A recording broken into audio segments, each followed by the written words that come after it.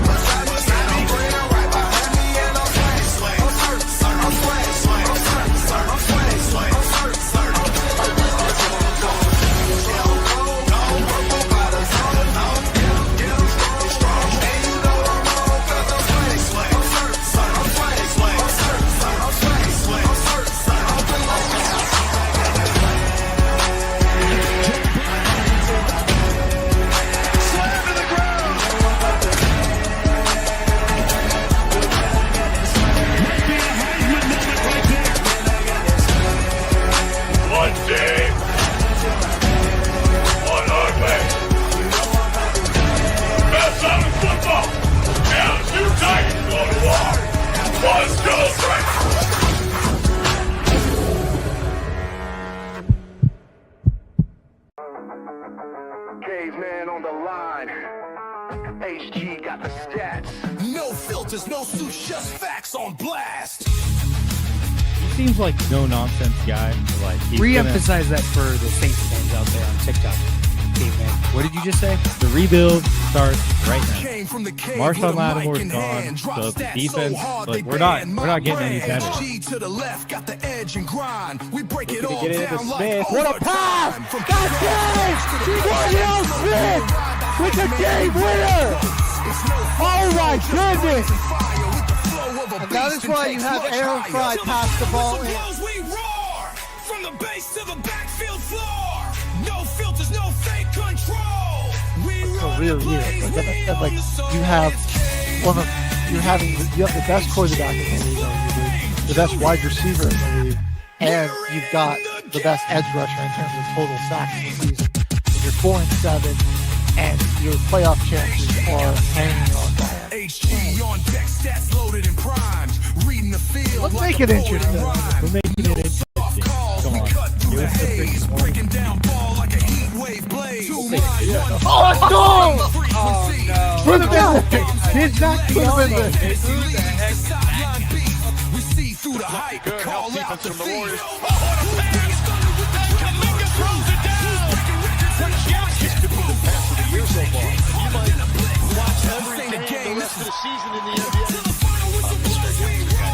So don't you go saying that you're never going to see that. You're such a hater.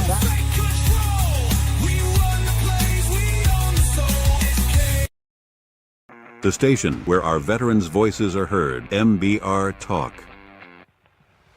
Hey, thanks for tuning in. Welcome, Quack. Program are those of the speakers and do not necessarily reflect the views or positions of any entities they represent. Find us on the web at mbradio.us. You are looking live at Till the Final Whistle, everybody.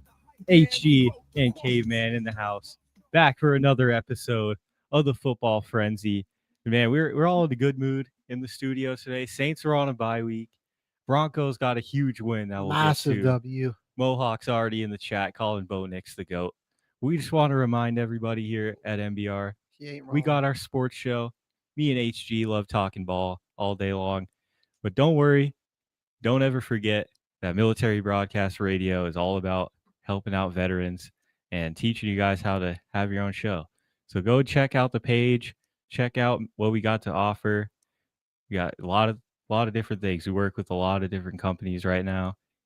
Battleground Pro Wrestling, Die Tired, like sponsored brand with us. So we're doing a lot to help out the veterans as well. Got an extensive network. I mean, we can help you make a show about just about anything.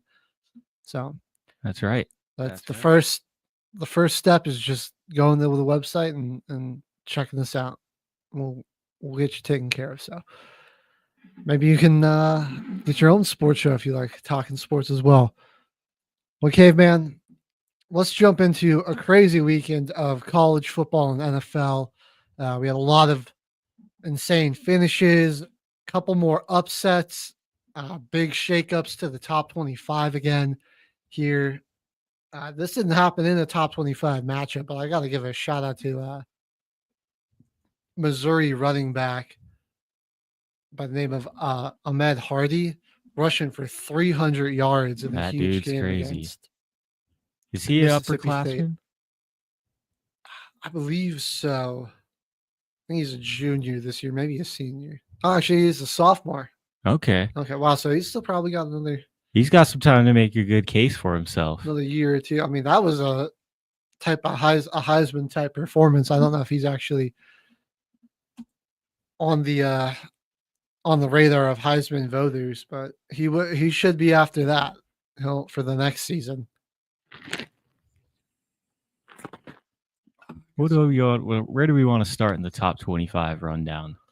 Well, Friday night we had a couple of top 25 teams squaring off against some in-conference opponents. The Oregon Ducks finally back at home. The weather was clear, and that offense was humming and back at full strength. This is a good one from Dante. Really accurate in this one. Yeah, they absolutely destroy the Golden Gophers 42-13.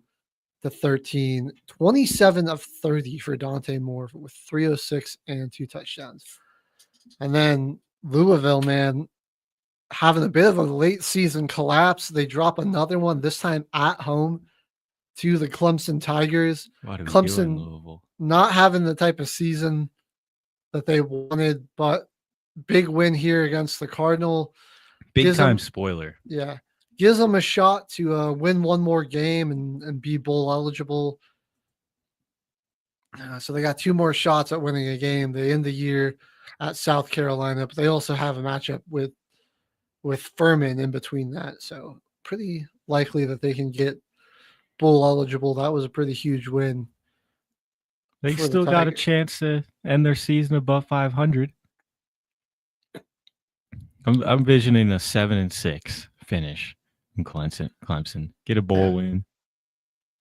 I mean, I think they could easily go in the bowl season 7-5. They beat Furman, beat South Carolina. Oh yeah, and obviously not what you planned at the start of this season, but I think bowl games should still matter and have some importance to them. And you should be proud of getting to a bowl game. For your young guys developing that don't transfer, that's going to be huge. It's a big game for those guys. It's rallying the troops after a tough season like that, On to Saturday's action, we're going to start down towards the bottom in the number 25 spot, Cincinnati, another team that was on a hot streak coming into the top 25 and has since cooled off. They dropped one at home to Arizona. Arizona having a pretty under the radar season here in the Big 12. They're 7-3. I got a weird stat for when we come back to this game. I got a weird stat for everyone. Okay, gotcha. But they're pretty under the radar team here. 3 conference losses, so they're probably out of the conversation for the Big 12 championship. But not a team I would want to see at full strength if I'm trying to secure a bowl win to end my season. South Florida, number 24, going down to the midshipmen. Shout out Navy. Been very impressive all season. Still with a shot to win that American Conference and potentially make the college football playoff. I don't know how our former military are feeling. We want to see the midshipmen in the playoff. They've probably got the best chance out of any of our academy schools. South Carolina going to wreck Clemson? Yeah, most likely. More than Charles. I was wrong about Clemson too, Mohawk. I really, they were like one. We of were my all kind of favorites. high on them going into this year. I thought for sure they were at least making it to like the final 4 teams and the bracket. I could have easily seen them winning it too, though. But that's what the beauty of college football. It is. That was Mohawk's Heisman pick was Yeah. Klubnik. I think he was my Heisman pick too. That was Other than Avery Johnson. was way off there. Yeah, the midshipmen 41-38 over the South Florida Bulls. Kind of good shot, man, to win that American. Can they? Where are the JMU believers, though, is making that group of 5 being the 12 seed? I mean, I really think it's going to be JMU though. They're looking special. And they don't have a ton of competition really in their conference. I mean, they're Sunbelt East, and they're still undefeated in there. They've got a 2-game lead over Coastal Carolina. So, They're in the driver's seat. whoa, excuse me, everyone. Yeah, they're looking at potentially a crash course with the Southern Miss Golden Eagles. Arkansas State's still got an outside chance, but the Duke's really better than both of those teams. All right, New Mexico gets a bit of a bye or an easier week with New Mexico State coming into their stadium. Win about as you'd expect, they just blow the doors off of the Aggies 42-9. This was a huge statement win here by Virginia, and also gives the ACC a lot of hope in their chances to have a playoff team this year, because Duke was really the key to maybe sabotaging all of that, being a 4-loss team with only one conference loss. While Virginia went ahead, goes into the Blue Devils Stadium and hands them their second conference loss of the year, drops Duke to 5-5. Chandler Morris was good to go, fully healthy. He was great in this one, 316 and 2 touchdowns. The running back Taylor, $133, 2 touchdowns on the ground. 34-17, commanding victory for the Virginia Cavaliers. Michigan had to go into Northwestern and play. They're gritty this year, man. Yeah, gritty, tough Northwestern football team. It was definitely sort of a trap game here for Michigan. Underwood gave the ball away a few times, but they really got a great performance out of Marshall on the ground, 2 touchdowns and 142. Michigan squeaks out a win, 24-22. Keeping it in the Big Ten. Another trap game, dude. We had USC playing Iowa. Iowa had been a tough defensive team all year, but this USC offense, very efficient. Still looking at an outside shot to maybe make the Big Ten championship. I mean, it doesn't seem super likely with how Indiana's schedule finishes out. I'm just like, you're really counting on Michigan to maybe pull off an upset for you in the Big Ten, but they do have to take care of business. I believe they've got Oregon this week. So those 2 teams are whoever wins that has a shot to maybe make the Big Ten championship should Ohio State fall to Michigan. But USC taking care of business against Iowa gets a 26-21 victory. More on that coming up. Georgia Tech versus Boston College. Boston College is having a disastrous season. They're 1-10, 0-7 in the ACC play, but they're hosting the Yellow Jackets. And I mean, the Yellow Jackets had to really battle it out. Shout out Turbo Richard, man. Yeah, dude, 141, 2 touchdowns. He was great. I believe his name's Ryan Harris. Something Harris was torching this Georgia Tech secondary. He pulled up 142 Holy crap. yards on only 5 catches. Oh my god. So I don't know what this Reed Harris, beg my pardon. I don't know what the average on that is off the top of my head, but that's a lot of yards. He was a problem there for the Yellow Jackets, but a big performance here out of Haynes King, 371 through the air, had a touchdown, a few more on the ground as well. Yellow Jackets escape 36-34. Miami hosted NC State. Thought this could be a bit of a trap game, but the Hurricanes just came out like a much more motivated team, really shut down a pretty explosive NC State offense. Huge victory for Miami, 41-7. Going over to the Big 12 here in a bit now. Utah on the road against a pretty explosive Baylor team. There's some questions on, how Utah would show up in this one. Could their offense match the offensive pace that Baylor can play with, or would their defense be able to rise to the occasion? The Bears did score 28, but it didn't matter because Utah was just ripping off big play after big play. Multiple runs of 60-plus yards for a touchdown. Couple had a pick 6 in there. And Robertson. Despite Robertson throwing for 430. 58 passes. 430, 3 touchdowns. Just barely over 50%, going 29-58. Wasn't enough to get it done. They also had this receiver, Josh Cameron, 13 catches for 165. He was a bit of a problem for Utah, but ultimately Utah was just threw way more haymakers in this one, 55-28. Utah's looking kind of scary. I'm not even going to lie. The way their offense has been playing the past 2 weeks, and they've already got one of the best defenses in the Big 12. They scored Baylor's total points in the first half. Utah could be a scary team if they make that Big 12 championship. However, that's going to be a little tougher for them now because BYU, massive bounce back game here against TCU. They got absolutely embarrassed against Texas State last week, and they came out and it was pedal to the metal, balls to the wall for 4 straight quarters against TCU. Bachmeier, Martin, Parker, we're all just on another level here. 44-13. We'll have some more on the Cougars coming up here in a bit. They get the victory over the Horned Frogs. Notre Dame, if they can just win out now, I think they've officially secured a playoff berth. You go on the road against a good Pitt team that had just worked their way into the top 25. A lot of people had the Irish on upset alert in this one.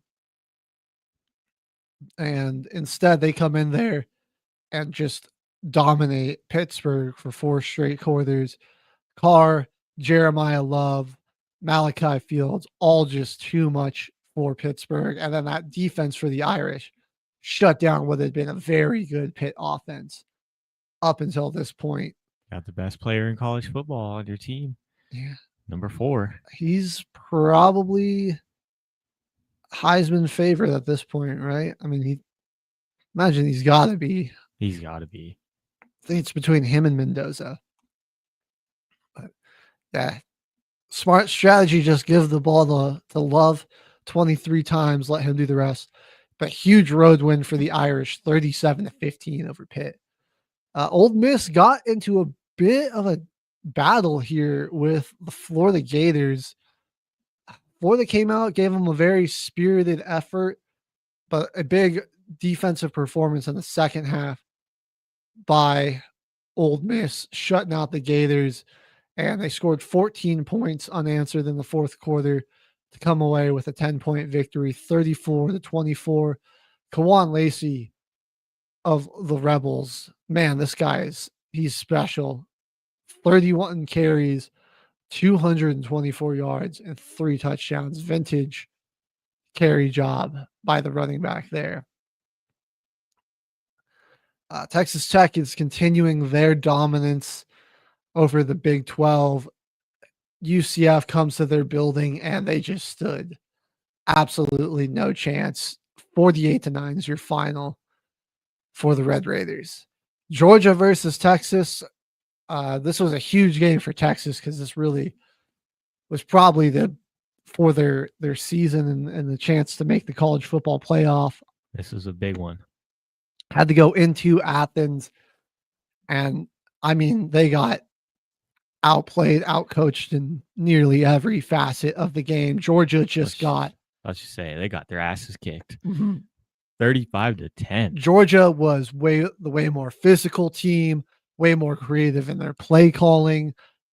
I mean, this is like Texas has a pretty good defensive front, and this offensive line of Georgia just manhandled them, and they were after Arch all game with the pressure, forcing tons of turnovers. They hit him with a surprise onside kick, and it was a bit of a defensive slugfest the first 3 quarters. I mean, it was 14-10 going into the fourth, and then that's when the Bulldogs really just hit another gear and scored 21 unanswered in the fourth to pull away and pretty much scrap any hope of the playoffs this season for Texas. Forget what I was saying about that Manning moment.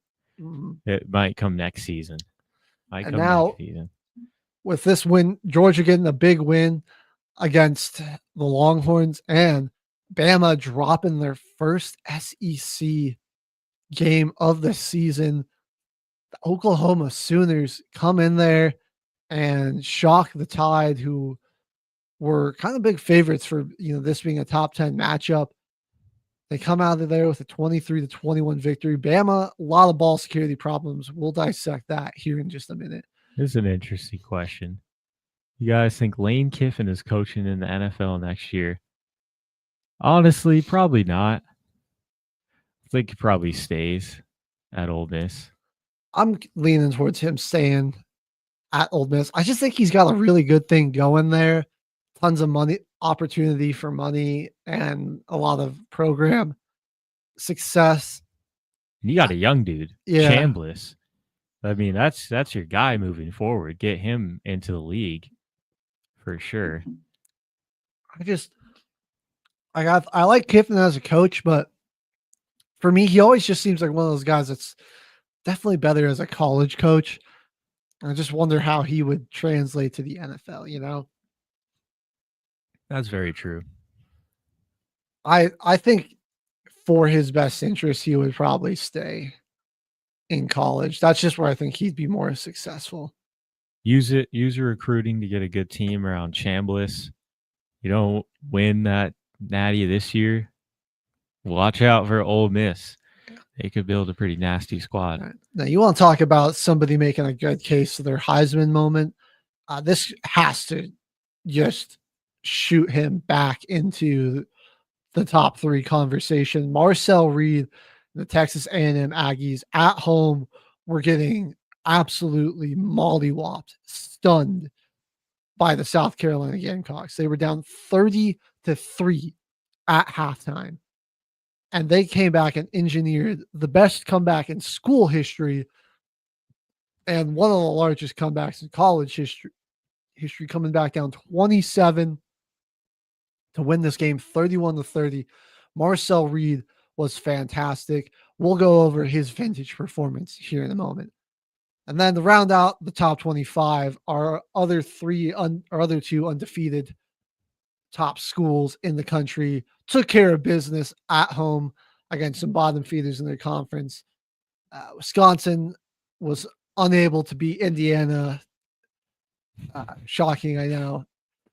They needed 24 yards from punts. the punter wasn't enough. It was all Hoosiers in this one, 31-7. Sending shots. And likewise, Ohio State was way too much for the Bruins. This game just got out of hand really fast, as you might expect. 48-10. Ohio State gets the victory. Honestly, if the Packers replace LaFleur with Lane Kiffin, I think we might see even more screens on crucial downs for the Packers. Although it is interesting you bring up LaFleur getting fired. That is something like I just know there is a little bit of there's some people getting fed up in Green Bay with LaFleur's play calling and they want to see some results in the postseason here. It hasn't really past, like 5-6 years have been some disappointing results. But K-Man, I think we start with Marcel Reed and Texas A&M and what they did in this game. They picked up the OC, Colin Klein from K-State. Yeah. Great coaching in this one. I mean, Reed he was bad in the first half. He did like 2 interceptions. I believe he lost a fumble as well. Yes, he did. Yeah. So, I mean, there was like 4 giveaways. They were giving up. The defense was struggling. They were giving up lots of explosives. There was an 80-yard touchdown, and this one from Nick Harbor. They were literally only getting beaten by the big play. Yeah. Jacobs also ripped off a 50-yard reception, and this one they're putting their defense in tough situations with a lot of short fields as well. And yeah, South Carolina was capitalizing on all those opportunities. But I mean, I'm kind of interested to know what that halftime speech was, because it was a switch got flipped. The defense all of a sudden was getting way more pressure, and Reed was just absolutely locked in. Ended up finishing this game with 439 yards rushing, 3 touchdowns, or 439 yards passing and 3 touchdowns. They basically had to kind of give up on the run game for the most part here, and he took over. And I mean, that's a big load to shoulder, right? He didn't shy away from the moment. I gotta imagine, he didn't play great in the first half in this one, but the way that he rallied, and I mean, he carried basically all that burden of getting them back in this game offensively, because they didn't even run the ball. They had 64 total rushing yards. Yeah, it was mostly all his arm in this one, and he got it done. He played a fantastic game in the second half. You look at his receivers, man. Concepcion is so good. He was 58 yards. Yeah, $158. Oh my God. Bethel Roman, 140 yards. We'll give it to him. Yeah. We're rounding up. He hit a big play late in this one, had a long of 76. One person, really only person, they got the win, so that's all that matters. Mario Craver kind of disappeared in this one, big. And I think that, that it took with him not being as much of a factor in the offense, I think it took the Aggies a bit more time to get going. But I think there's some people are on the fence, where they think like this is not a great win for the Aggies, where I think this is a good win. This is what wins you want. Exactly. I think this really, if you're an A&M fan, this tells you like, okay, this is a championship caliber team, because how easy would it be to be like, oh, we're losing at home, and just to get down on yourself and to come out with no fight in the second half. They're down 27 points at halftime. And I mean, they essentially in one quarter erased most of that deficit. It was a 1-score game going into the fourth because of 21 points in the fourth quarter. It was a pretty good game. Or the third quarter, rather. It was a fantastic game for South Carolina. The defense just got to do a better job at keeping a roof on that thing. Nick Harbor is going to be probably a first-round receiver, I think. I would say the stats don't show it, but this 6'5", he's a track star. You saw the 80-yard touchdown. Nobody was catching that guy. Right. That was like DK hawking down Buda Baker on that pick. I mean, he's got a kind of DK Metcalf like build. He's big, huge too. Yeah, he's big, strong, got great reach. He'll probably be a first-round pick. Like this, you see the speed with that size. That's a tough guy to cover. Well, they just gotta do a better job keeping the lid on it and let him get his, not on those big plays. Because when you're facing off teams in the playoffs here pretty soon, that's something that'll get you knocked out. Yeah. So the Aggies looking to finish their season undefeated They got a Samford. layup game against Samford at home this week. I mean, you want to say it's a layup game. You never know with this college football season, especially. And then on the road against Texas, who will be looking to play spoiler and maybe think that they have an outside shot to make the playoff if they get a victory there. Yeah, that was easily the best game of the weekend there with for college. That was an incredible comeback. We got back-to-back weeks where it's two top 3 teams kind of got shocked by a lower opponent in their conference and had to rally and come back, and I think that's really important to see, is just to not let that shock from a bottom feeder opponent kind of cause you to collapse on yourself. You're able to rally, because when you're going to be playing a playoff game against another top school, like, things are just going to go wrong, and your team is going to have to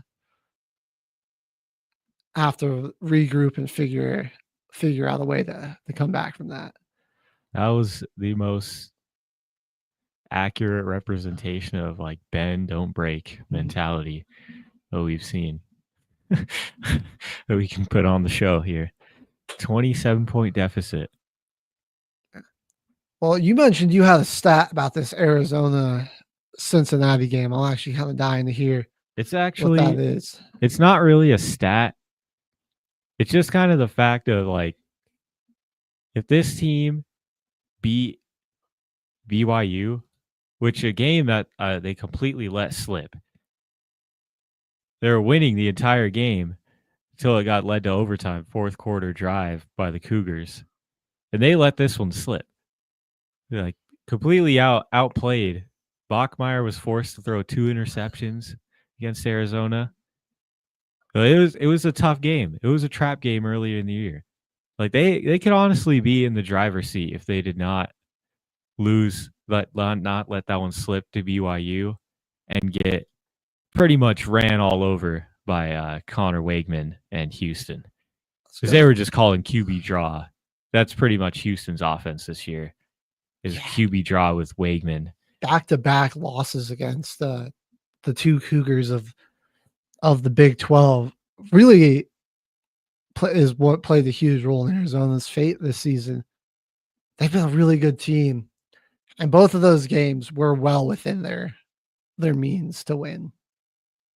Now, really, only a 3-point loss to Houston, even though they kind of got dominated on the ground. Right, gave up like 240 something.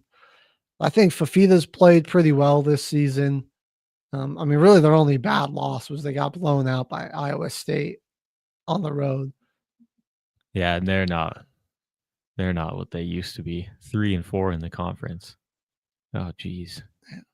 They were ranked 14 at the time, but they've definitely had a huge collapse.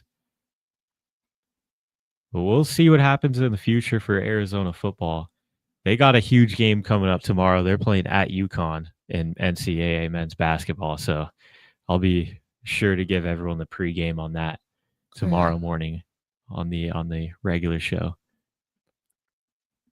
What game you want to head over to next? Well, I guess we didn't really cover the Cincinnati-Arizona game at all. We only talked about their season. Yeah. Fafita, this is this cleanest game of the year. 23 of 31, 294 and a touchdown. He's been pretty accurate all season, man. 24 touchdowns to just 4 interceptions. And again, another great showing out here by him. Nearly 300 yards through the air. And again, like this Arizona defense that's very good at generating turnovers. They had Brendan Sorbsby looking really uncomfortable in this one. They got a lot of good pressure on him. He had 2 interceptions. And really, it was just kind of came down to a battle in the trenches. Both teams running the football really well, but Fafita just outplayed Sorbsby, and that was really the huge difference in this one. That in Arizona's ball security is, there were like a lot of like Cincinnati only lost this game by 6 points. And if they could have just taken a little bit of care of the football and gotten some better play out of Sorbsby. He was missing throws. He was pretty inaccurate. They couldn't really get in this one too many good, like, long possessions. Right. They failed a lot on third down. And just wasn't the best looking effort from them. And they kind of went cold after a really good start to this game. They got off to a good start, 14 points to start off the game, and then Arizona just turned on a different switch defensively, and just really they were really just like, you're gonna have to beat us on the ground. We're not gonna let Sorbsby get outside the pocket. He's not gonna beat us with his legs. Like, you're gonna have to try to get these yards up the middle. And to Cincinnati's credit, they did all right. They did all right at that for the most part. I mean, they had 190 rushing as a team. Tawee Walker picking up 119 yards, 119 of those yards. But Arizona was able to just generate far too much more offense. Way better on the ground. Mm-hmm. Walker had more yards in this one, but they weren't really able to use the run game to keep that possession time and just chew the clock. So I think right when you got the lead 14-7, you might as well start playing a little bit of time and trying to keep the ball in your offense's hands. Your defense needs to be as fresh as possible when you're playing with the lead, I think. That's when they really started getting the trouble with, they weren't being very productive on first and second down. A lot of third and longs, and then we just saw the negative plays, and then you got that third down percentage just kept getting worse and worse throughout the game. They were only like 3 of 12 in this one. So, yeah, good win for Arizona, man. If things went a little differently for them in those 2 games earlier in the season, they just executed a little better. Might be having a very different conversation about the Big 12. Yeah. And who's going to the playoffs right now. All right. It's unfortunate they weren't able to just get those couple wins. Let's talk about those midshipmen. What an impressive win by them. Good bounce back win after they got rocked by Notre Dame the week before. It was really looking like they could have dropped their 3rd straight. They had just lost to North Texas, 2 tough road games back to back. You're finally back home in Annapolis. Yeah, but you got like really good South Florida team coming in here. And I mean, what they did, I think they did a really good job of putting the defense, put it all on Byron Brown. And I mean, he did answer. Byron Brown, he statted it up for sure. He had 4 touchdowns. He threw for 327. And through the air, he had 136 on the ground, 2 and 2 on the air and ground for this guy. So it wasn't like he failed to step up, but he got no other support in that running game. Not stopping the Navy. Just classic run game. Right. Battle in the trenches with Navy. They couldn't handle it. You knew what they were doing, and they still just ran it right down you. Texa, Braxton Woodson, Blake Horvath, Eli Heidenreich, where it was just, they did a great job of like really just disguising, like, okay, you didn't really know who it was going to each play, but like you knew you had to try to cover one of those 3 guys. And they even got a little creative passing. I mean, Heidenreich had 146 receiving yards in this one. So while they didn't hand the ball to him a lot, they were just sneaking them out into the flat, drawing that defense in and hitting some big explosives just kind of behind the Bulls defense, who were selling out on the run. In fact, he caught an 82-yard pass in this one that set the midshipmen up in a good situation. That's like the majority of his yards right there, because they only passed it 15 times. And a lot of the points that they gave up, it was a 41-38 game, but a lot of that came in the 4th quarter. UCF at that point had only scored 16 coming into the fourth, and they scored 22 in the fourth, but then Navy, after going cold, and the third quarter bounced back, scored 17 points of their own. Yeah, they were looking at the rest of their schedule here because, I mean, that was a big win for them just in general. I mean, they're sitting atop the American standings at 6-1. You've got a couple of other one-loss teams, North Texas, East Carolina, Tulane was still a shot here. And so, I mean, it's tough to close out. They've got Memphis, who has slouched off a bit, but was, at one point talking a favorite to win this. They're still a good team. This conference, and it's a road game. That's going to be tough. I mean, they've kind of had a brutal stretch of road games here, and then the Army Navy game that they play to close out the season every year. Army will certainly be looking to get a little revenge in this one. Navy took the victory last season. Tulane's got Temple and Charlotte, their last 2 games of the season. So a bit of an easier schedule for them. North Texas. Same with North Texas, Rice and Temple. So not too difficult for them. And East Carolina, UTSA and UAB, Florida Atlantic. Oh wait, yeah, Florida Atlantic. Really, Navy honestly can't lose this game to Memphis at all, or they aren't even going to make the conference championship. That is the tough part. Holy crap! They really got to win out. And we'll see if they're able to do it. Drop some predictions. You think the midshipmen are able to get it done and get to the CFP? I think it would still be cool to see, but it does seem like it's going to be a very uphill climb. And yeah, they're in first, but it feels like an uphill climb. That's the weirdest part about it. I mean, because that's one of the biggest rivalries just in sports in general. So the Army Navy game, that's a huge, and it's a trap game now at this point. Army, not really much to play for except spoiler. And Memphis, that's just a tough place to go into and play in the American. I wouldn't want to be them. Moving on over to the ACC a little bit here. I just want to quickly touch on what Virginia did. Huge bounce back for them. Their offense the past 2 weeks had looked really bad. They barely scraped by North Carolina. While despite scoring 31 against Cal, it wasn't super pretty.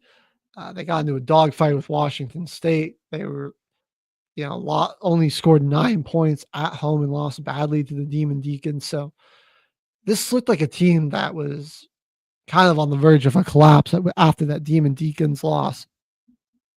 But so to come out and really just handle Duke the way they did. Duke was out of this one for a while.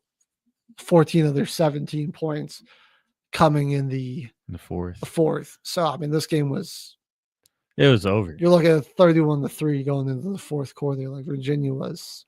That's garbage time scores right there. Yeah. Those shouldn't even really count.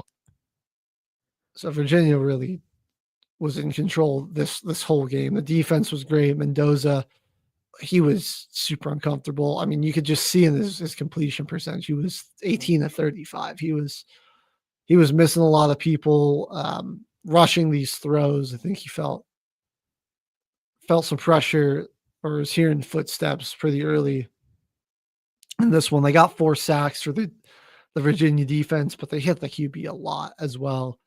And he couldn't really get comfortable in the pocket. They were in the backfield a lot too, so they couldn't really get it's hard to get their running back, Nate Shepard, going. Only 43 yards for 8 him. Tackles for loss. Yeah.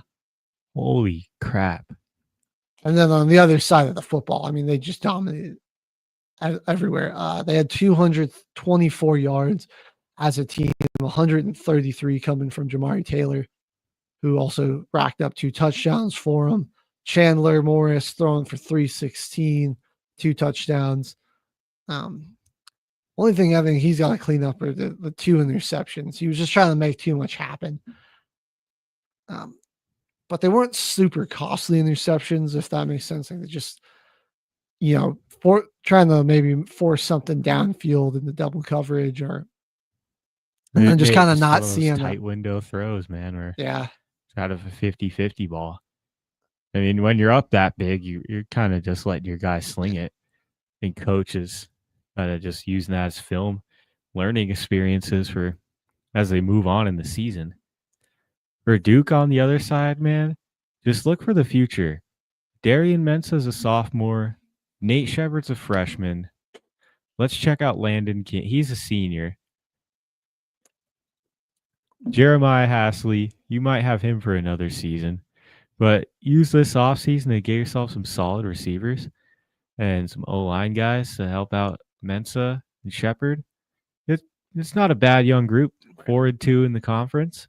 I feel like they'll probably have to they'll have to be good at replacing some talent on the defensive side of the ball as well. But that's really where they're shining this year, just not in this game. All right. Well, on here, we're going to go talk a little Iowa USC. What a game right here. Was prime time, just premium trap game for anyone in the Big 12. Very Iowa type football, or they just 10. bogged down this game. They ran the ball really well. Gronkowski, or I think that's how you say it, Gronowski rather. 12 and 19 for 132. So they didn't ask him to throw it a whole lot, but he made some good throws when it counted. Did have an interception and 1 touchdown in this one. 12 and 19, I guess that's pretty accurate. Yeah.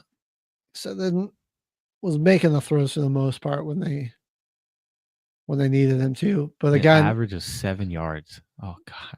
But dude, again, the 3 M's are just too much. Mayava, Miller, and Mackay. Yeah, dude, Mackay Lemon is having himself a fantastic season. What's the wide receiver award? That's not the Biletnikoff, is it? Yeah. It is. Yeah, okay. that is. Yeah. I mean, he's got to be a front runner for that, dude. He is having a fantastic season. 1,000 yards, 8 touchdowns, 71 catches too.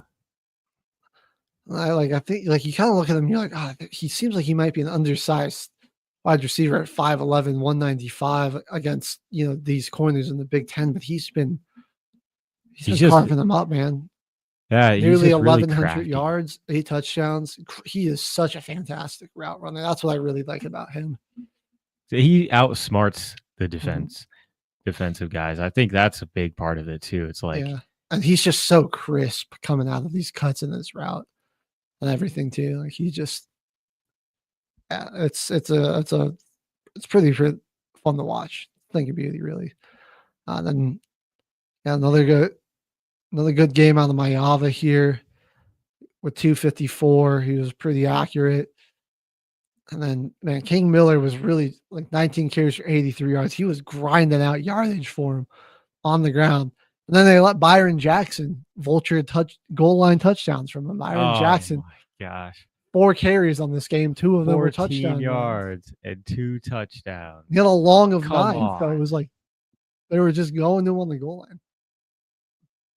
I mean, I want to reward my running back that's been just grinding it out. I know, right? All Especially football game. If that long of 9 was a 9-yard touchdown run, why you got the power back in when you need 9 yards to gain?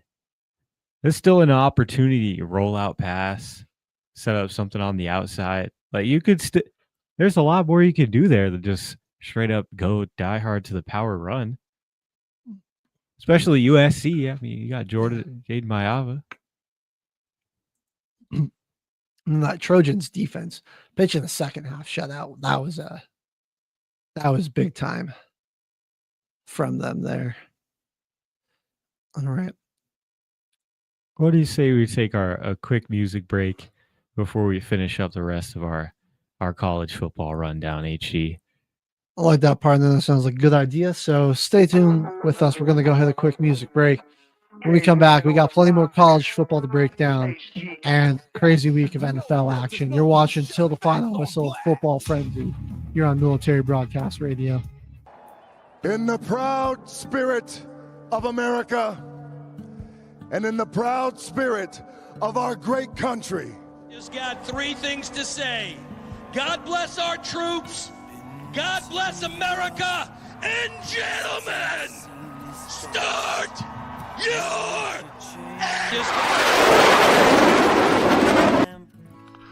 Today we gather to honor the men and women who've served in our armed forces. We celebrate their courage, their resilience, and their sacrifices they've made so that we can stand here in freedom. Veterans Day is a day of gratitude, yes, but it should also be a call to action.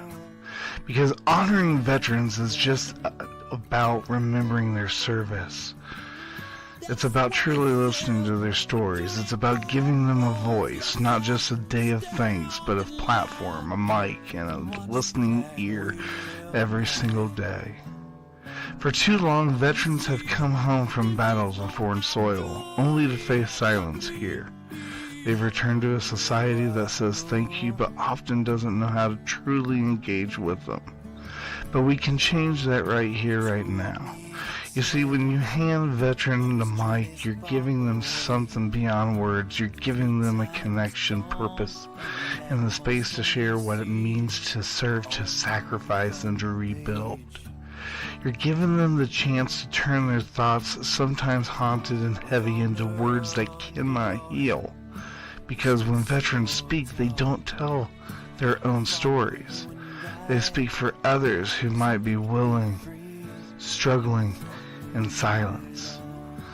A voice isn't just a sound, it's a lifeline. And when we give veterans that voice, when we make space for their perspectives in our communities and conversations, we're not just honoring their past, we're strengthening their future. When a veteran shares their story, they're not just reliving their past, they're reshaping their future one word at a time. So today I challenge each of us to give a veteran in our lives the chance to share. Listen, to not just reply, but to understand. Let their words sink in and be transformed by their experiences. Because a veteran with a voice is a veteran with power. Power to lead, to heal, and to inspire change. Let's give our veterans more than our thanks. Let's give them the mic, the platform, and our commitment to listen. Because then they talk. We all grow. Thank you. The station where our veterans' voices are heard. MBR Talk. Hey, thanks for supporting our channel by watching and listening. Find us on the web at nbradio.net. You are looking live at Till the Final Whistle, everybody. HG and Caveman back in the house. And let's get into some more games. More college football action. Where do we want to start? Do we want to keep it in the Big Ten? We had a really close game. Another one in the ACC with Georgia Tech, Boston College. Swing it over there. Got a couple more Big 12 games. So I want to discuss this Boston College game a little bit too. I got this was a pretty shocking, final just with how bad Boston College has been all year. They really gave Georgia Tech a lot of problems. But you see a big rally, especially late in this one, 19 points in the fourth quarter by the Yellow Jackets. And yeah, Haynes King, I thought was really good in this one. He was pretty accurate with the football, only 8 incompletions. He's 26 of 34. And no turnovers. Took care of the football and got his team down the field. 371 yards passing, only 1 passing touchdown. But then they got it into the red zone and they punched it in with guys like Malachi Hosley. Jamal Haynes got one. Jordan Allen had the big touchdown run. I believe it was a 55 yarder. And this one, the freshman wide receiver on a little end around, I believe. Yeah, they just get good play calling, just letting them show off some of that speed. and just try to get them into the open field. So this is another one of those games where, like, you expect Georgia Tech to really win this handily, but you've got Boston College fighting you tooth and nail. And I mean, this was just a really easy one for you to potentially drop. But the fact that they didn't, and then they really were finally able to kind of impose their will over Boston College in the fourth quarter. Look at that. You take away the first three quarters when it mattered the most. 19-6 was your final score. That's how you outscored them. Despite kind of dragging the offense, kind of dragging all day, the defense giving up big plays. They just locked it in at the end. Eric Rivers, Malik Rutherford, Malachi Hosley, like just big guys making big plays for this offense. Just making things happen. Haynes King was putting the ball where it needed to be. His guys caught it, or Malachi Hosley found that hole, made the right read in the backfield, and got where he needed to be. And they just locked it in when they needed to. And could this be a good wake-up call for Georgia Tech? Right? Like, you didn't lose. Like, you're able to still come away with a win, but like, man, you were playing a 1-10 team, or at that time 1-9 football team that has been just awful all season. Nothing to lose. Kind of go on the road and almost lose to this squad. And so now you're like, okay, hey, like, wow, we gotta kind of refocus our energy and our efforts here to finish off the season, because you got Pitt and Georgia, both home games, but two massive games coming up for you to end out the season, especially when you look at the ACC standings. I mean, you've still got SMU, Pittsburgh, and Virginia all with one loss. So you got a chance to knock Pittsburgh off out of contention pretty much and ward off some competition that way. I believe SMU, they got Louisville, so they've got a chance to lose.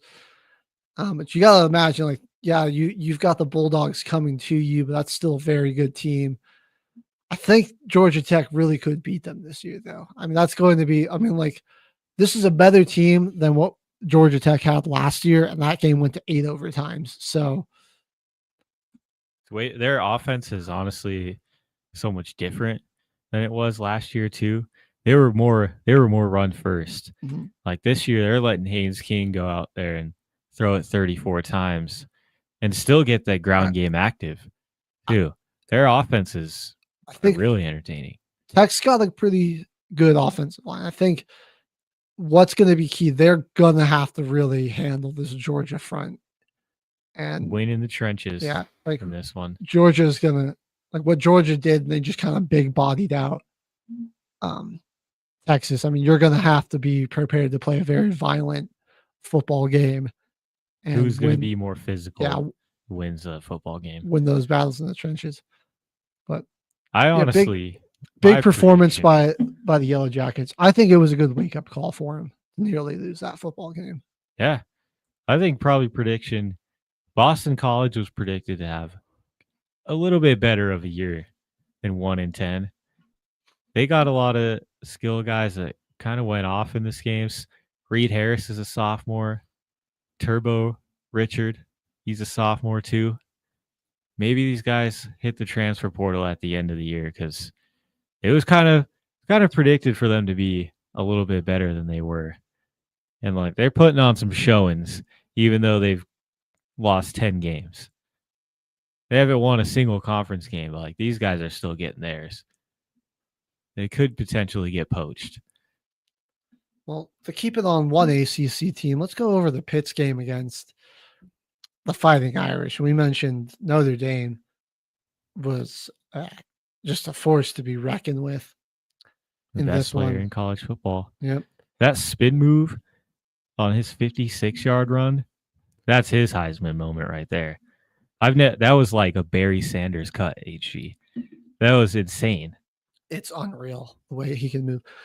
We need to get that clip in here. it's just like his blend of speed, agility, and power is so unique. You don't see usually like a running back that's just got all three at such a high level like he does. He's insane. I mean, he can run you over.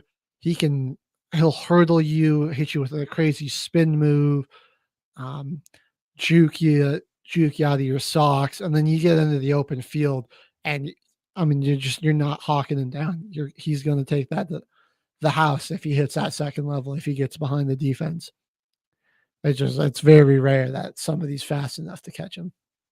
I think somebody else that we haven't been given enough love to rather here on the show for Notre Dame. Malachi Fields has been having a fantastic season, and he's just been the safety blanket for CJ Carr, the true freshman quarterback.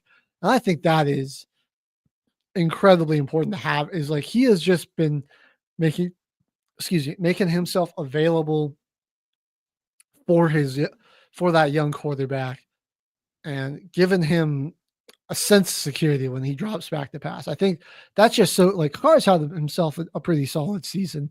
That's who I was going to say. We also haven't been giving enough credit to, man. Yeah. Because he's really revamped this offense too. They weren't passing nearly at all with Riley Leonard last year. So you look at like Fields' numbers, they're nothing gaudy. I mean, he's only at 600 yards and 5 touchdowns. But you got to watch another Dame game. And it's like when they need a big time catch, when they need, third down conversion, it's him. Somebody, or, when like Carr is feeling the pressure, he's got to scramble. Like he just always works himself into a spot to be available for his quarterback. Next year. Huh? He needs to be a Bronco next year. I think Mohawk's talking about Malachi. Malachi Fields. I'll take that, man. That would be pretty sweet. Guy that just knows how to get open. I mean, he's got pretty sick physical attributes. 6'4", 223. So if the Broncos draft a number 1 caliber receiver, though, is Sutton gone? Nah, we just extended him. So Sutton will still be there, but would he want out? Maybe he was talking about Jeremiah Love too. I mean, that's also true. I'd put Jeremiah Love back there. That would be crazy. I like you, RJ Harvey, but I think like Love would be. Yeah, Love. He's talked about Love. He's got a real chance to be a generational talent. Okay, yeah, I like that, dude. Love would be nice for this team. Harvey would still be a great receiving threat. Like I think he could still do a lot of creative things. In the running game, I don't know. He's got to find his confidence, RJ Harvey. It feels like he's hesitant to hit the hole when he does get his opportunities. Mm-hmm. Like Chiefs game, I feel like he could add a lot more yards if he just hit the hole and attacked and just ran a little bit more physical. But we'll get to that NFL talk later. Certainly. It would be a sick duo with those guys. You got anything on Pitt here? Because I think Mason, I always mess up his last name, Heinz Stechel, really looked out of his element. And this one, he was kind of coming into, I believe he was filling in for Eli Holstein, who had to leave this game with a bit of an injury. And just neither quarterback really looked super comfortable back there. And the offensive line for Pitt, that shows me some concerns just against a really good defensive front that they would have to play if they made the playoff. I don't think it's going to be a great chance for them. I really think Georgia Tech can beat this team, especially on the road. We've seen teams bounce back after getting, manhandled the week before. But yeah, you look at Georgia Tech, they just seem like they've got a lot more confidence at the right time where Pitt is sort of might be engineering a late season collapse. I hate to say, because they were They're They definitely faced an a- exciting prospect, but like they're still in it. They still only have one ACC loss. So that was just their second loss at home. yeah, They're not a bad team at all. they really aren't. They faced a really, really good defense. And Heinzel, like you were saying, just pressured. The one pick that he did throw, the pick 6, was literally in a clean pocket though. Just trying to force a throw, trying to make a play happen. All right. Well, we're going to talk. These are some blowout games, but they're about some really scary Big 12 contenders here. First, we're going to go with the Utah Utes. And Huge win. I mean, they put up 55 points with 103 passing yards. They could not be stopped on the ground. Devin Dampier got hurt briefly in this one. He comes out, and his replacement, Bird Ficklin, comes in, rips off a 74-yard run for a touchdown. I believe he also came in and had another long touchdown run. Yeah, I know he ended up with 2 on the day, 6 carries for 166 yards. On 6 carries is their leading insane. rusher on 6 carries. on 6 freaking carries. Wayshawn Parker ripped off a 64-yard run. And yeah, Baylor, Sawyer Robertson was throwing it all over the field. They just got down by so much so early, and he was trying to get him back into this one. Had a pick 6 in this one. Ended up throwing another interception,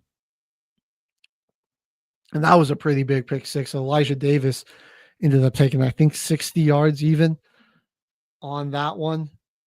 65. Beg your pardon. Yeah, it was just the big plays out of Utah's offense. I mean, in the way they just absolutely manhandled Baylor up front. I mean, they were just like running through huge gaps all game. And I mean, to their credit, like you look at the passing numbers and you're like, is that something to be concerned about? And I'm like, I really don't think so, because they just didn't have to throw the football. No, they didn't have to. They like to run the ball, and Baylor had 0 answers for it. 380 yards and 5 touchdowns on the ground for Utah as a team. They were averaging 8.8 yards a carry. I mean, like if you're a coach at any level, if you're getting 8 yards almost every carry plus multiple explosive run play touchdowns like that, yeah, I'm going to just keep handing the ball off, because we're going to just not give your offense a ton of time to engineer a comeback. I'm going to just take it down the field. I'm probably at least getting 3 every drive if I'm getting almost 9 yards carry in a game. BYU better not lose these next 2 weeks. I'm saying, dude, Utah, the past few weeks, my big question for them this season was always going to be their offense. There had been some stretches where that had gone cold, and you look at some of their losses where it just didn't look so great. Against Texas Tech, yeah, I mean, their offense was non-existent, and then took them a while to get going against BYU. But then you look at the past 3 weeks, so obviously some teams not as scary, but they put up a bunch of points on Colorado. They put up a bunch of points on Cincinnati, who was a pretty good team, and then 55 here on Baylor. Yeah, I mean, they have over 100 points in 3 games.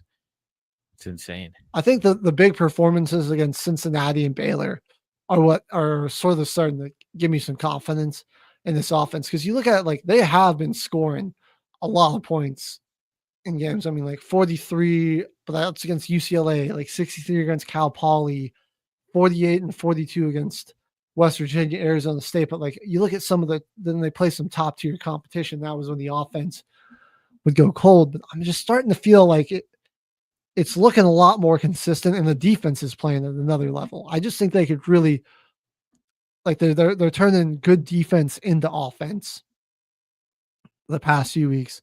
Yeah. I think that's where they could just be really scary. They really just need one of these 2 teams to lose out if they want to get into the Big 12 championship, because the tiebreaker goes to both of the teams ahead of them. They lost both their losses are to Texas Tech and BYU. And but say they don't make I mean, the Big 12 championship.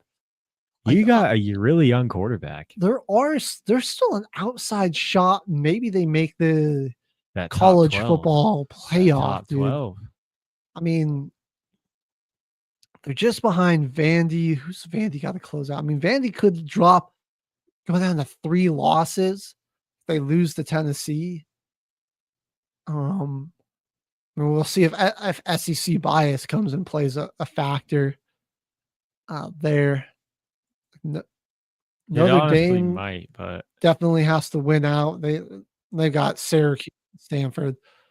That's something they should be able to do. We'll see about that though. I'm just trying to see where else the BYU has a bit of a collapse. Like say they drop one more, but they still make it to the Big Ten championship. Like they say they get upset by Cincinnati, but they still make it to the college football or the Big 12 championship. They do have the tiebreaker over Utah via head-to-head matchup, but let's say they get, crushed by Texas Tech again, and so all of a sudden you're looking at a 3-loss team. Does Utah get the nod over them? That would be very controversial because then you're punishing a team essentially if you're going to their championship and losing. Right. Oh man, I think their best path is for Vanderbilt to drop one, but even that I don't think. Just with the bias there, there's a good chance Vandy maybe loses too. Kentucky's kind of been playing with a spirited effort these past couple weeks. It looks like they've really found something there. And then, Tennessee obviously is going to probably try to beat them as well. So, I don't know. Let's give me some predictions. Do we think Utah can sneak into the college football playoff somehow? They do got to win the rest of their games. That's the big thing. We don't want to just assume they win out. Kansas State and Kansas to close out. 2 very winnable games. I would feel a little less confident if they had to go to K-State, but they don't. Like that's a home game for them. They've been really good at home too. They've been might put up at home. Sorry, Mohawk, but Utah might put up another performance like they have done the last 3 weeks. And then on the road at Kansas. Kansas has just had a real struggle of a season. They're around 5-5. Might be a little tough just going in there to play the Jayhawks, but I think they could really. It's a good shot they close out and win. Now looking at BYU, that's the other big thing is they need BYU to lose twice. The way Cincinnati's been looking and the way the Cougs bounce back, that might be the nail in the coffin for Utah to make it to the championship or the college football playoff. You got, Bear Brockmeyer, for the most part this season, like when he's been forced to throw the football, it hasn't been too bad. Texas Tech was kind of ugly. And he, like that game against Arizona, he wasn't great. You look at he put up some big performances against Iowa State. While he didn't have a ton of yards against Utah, he was pretty good with the football. And then this one, throwing 296 yards, got a touchdown as well. He also ran for 59, ran another touchdown in. LJ Martin, God, I really like him too. I'm intrigued. He's pretty good. Him as a prospect, as a running back. He's a junior. Does he declare? Does he come back next year? A little bit bigger, like a bigger power type back. But he fits his Utah offense perfectly because you just want to give him the ball and let him run between the tackles.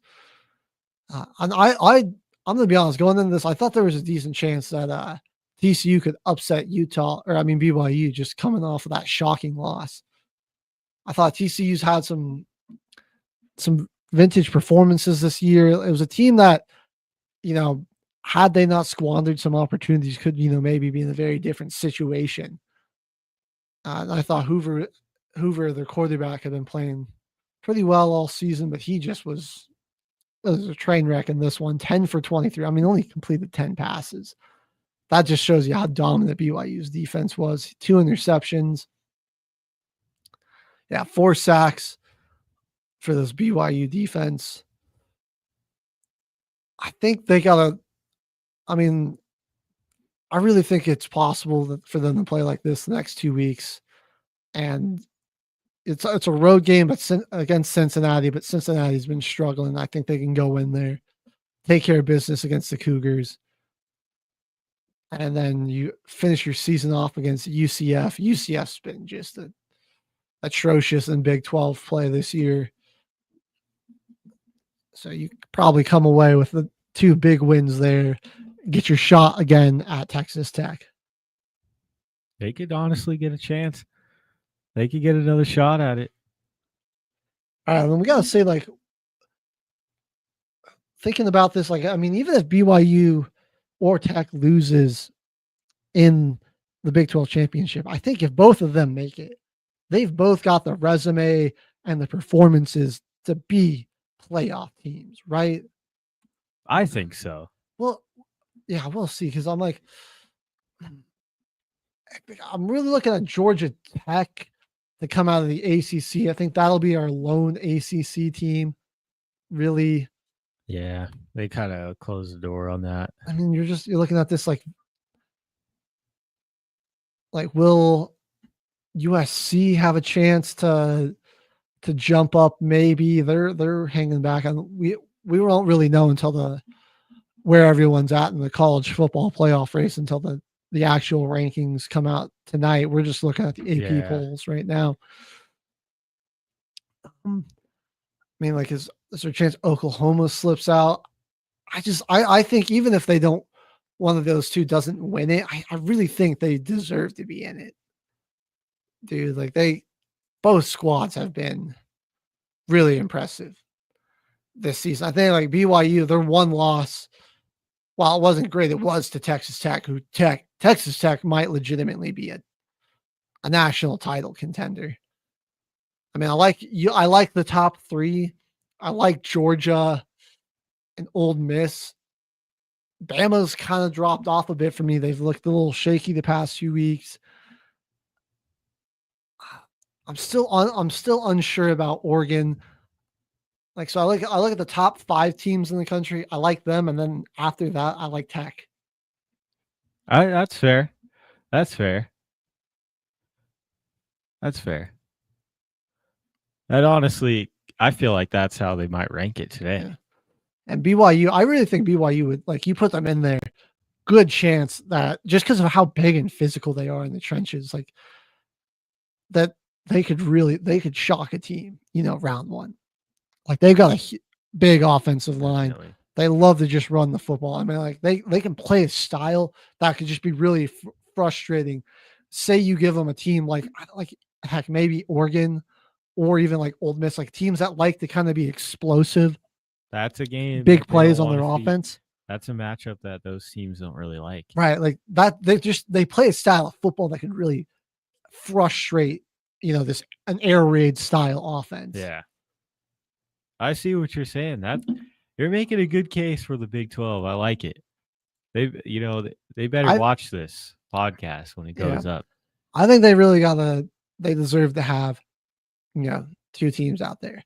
Now we're going to round out our top 25 discussions with a couple of SEC matchups here. I'll start with this Florida Ole Miss game. This is why I really like Ole Miss, though, because they do, like I said, they're very explosive. Florida gave them a very spirited effort, though. You got some in the first half. I mean, they scored 24 first half points. It looked like, oh man, this might turn into a shootout.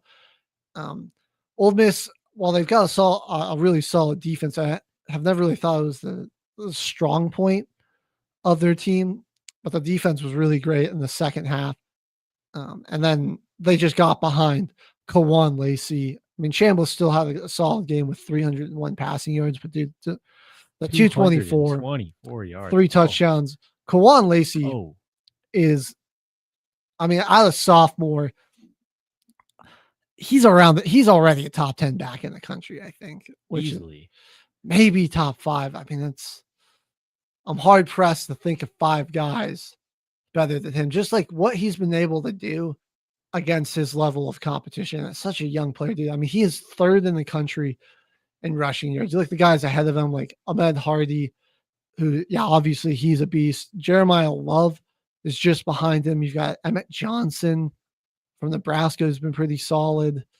I mean, like, Cam Cook is the only other guy ahead of Kawan Lacey, and he plays for Jacksonville State. Man.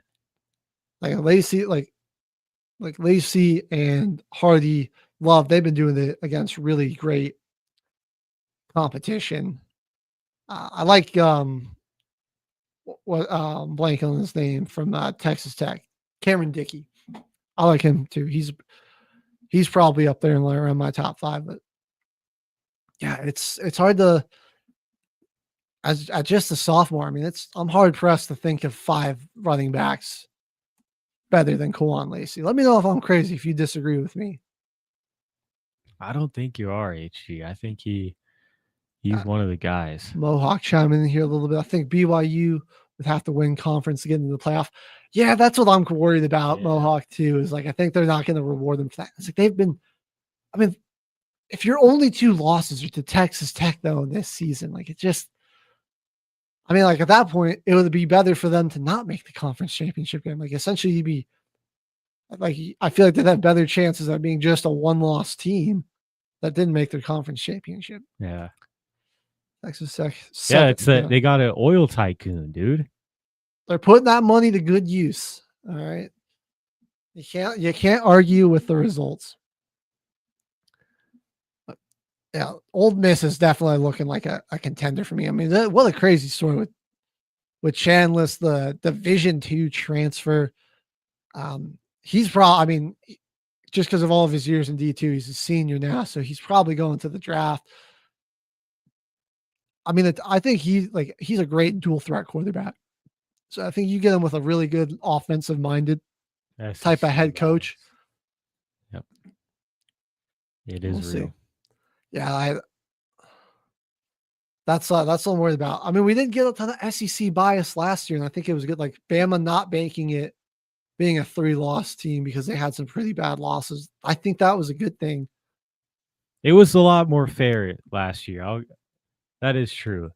The ranking was a little bit more lenient. Yeah. I'm looking at like there's so many good 2- and 1-loss teams here. Obviously, you're going to probably have to make room for James Madison. They're going to be one of those teams in there too. That's probably the 12 right there. Man.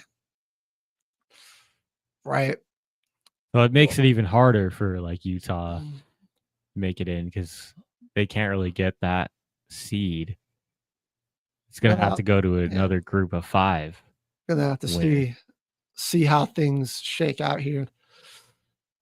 I got last note on this Ole Miss Florida game. Kind of just ended how you expect with the DJ Lagway interception, just putting it to the bed. It's been the story of their season. I got to imagine he transfers. Where does he go? And Florida just tries to start over anew this season. All right. This game turned into a blowout, but we got to just talk about, I mean, Georgia really is just their title odds, I think, have really shot up. Skyrocketed after this game. I mean, you got like how you're feeling as Georgia as a national title favorite, how your stock is on that had to go up. I mean, you got to be feeling good about that. Gunnar Stockton. I mean, Kirby Smart, one of the only head coaches left in college football that's actually won the national title. Him, blank the OC's name, something Bobo, isn't it? I can't like Mike Bobo. Oh yeah, and Sweeney. Yeah, like a masterclass in coaching from all 3 of them. Arch saw so many like different exotic looks. He was like they really sent a lot at him. He was pretty inaccurate, only 251, 1 touchdown, 1 interception, and then. Again, like their run blitzing and just how disciplined they were up front. You got nothing out of this Texas run game. After all the sack yardage is factored in, 23 yards total. Yeah, Trevian Wisner was just bottled up. Yeah. And they didn't even try to even really run it. Only 9 carries for him. Yeah, they were down. They were just 2-0. seeing like Georgia was. They were sending a lot of stacked box looks, but then they were dropping it out in the coverage. I think so. They were really discouraging Texas from running the football while also still, disguising it and dropping it back out into coverage. So it's just, like I said, just on all three phases, just masterclass coaching. They ran the ball really well late in this one. Like their run game was off to a slow start on this one a bit too, but down the stretch, I mean, they just in that fourth quarter, they just ran it down Texas' throat and then scored. And then Gunnar Stockton, man, he was fantastic in this one. I'll take away the one interception because I think that was, that one kind of got tipped a little bit. It wasn't that much his fault. 229, 4 touchdowns. You had 5 incompletions, dude. Right, super accurate, just dealing that football all game. The way, I just think this was such a complete team win from Georgia on like all three phases. Really, the only area they kind of struggled was not even really in the. They weren't super great in their returns. Like they didn't get a ton of big yardage there. They had a nice one from Zachariah Branch. He got a 44-yard return. And then they also were just great at bottling up Ryan Niblett from Texas, who's been a dangerous returner all season. They were great. So just on all three phases win, and then you just watch. I mean, Sarkisian and his staff were just wholeheartedly outmatched against Kirby Smart and his staff. That's where it's like that experience of that championship medal of Kirby Smart, despite some of the times this Georgia team seemed vulnerable, man, he's rallied those guys and pulled them, found the way to help them pull off all these close victories.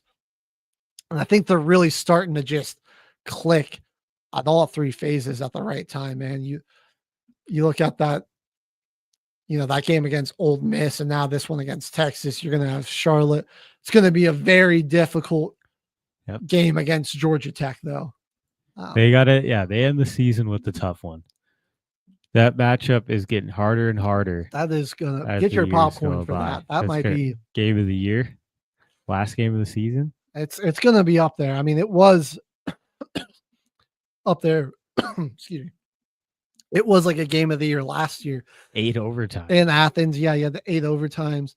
Could easily be the same situation there.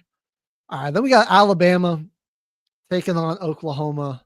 Second loss for the Tide here. And the Sooners, I mean, keeping their playoff hopes alive. And yeah, I mean, just go over to the team statistics here because you look at Bama had 406 total yards of offense. They only committed 2 penalties all game. They were better albeit marginally better on third down. They also had, 2 big fourth down conversions, but the turnovers just killed them.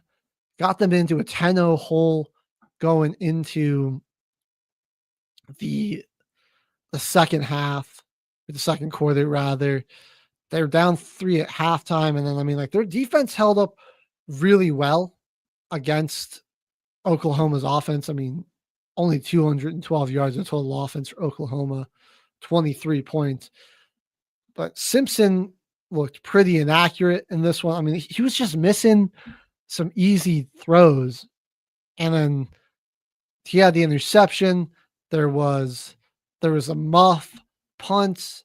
Yeah. The fumble got taken back for a touchdown. So many missed opportunities and just giveaways. Yeah. Or actually there was a pick that the lone pick that Tim Simpson threw rather was the one that got returned for a touchdown. Yeah, like Bama that's why I don't know, man.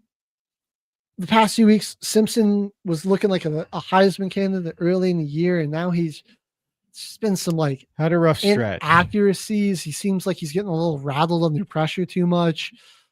Yeah, and he's just like missing throws that I just wouldn't expect from him. It's a game where Alabama had 34 minutes of possession to Oklahoma's 25. Like, they're really just messing up their own. They're just shooting themselves in the foot. Not a lot of penalties from Bama, but just couldn't really get accurate in the passing game. And your running game was only in like short. They were power runs up close to the end zone. Yeah.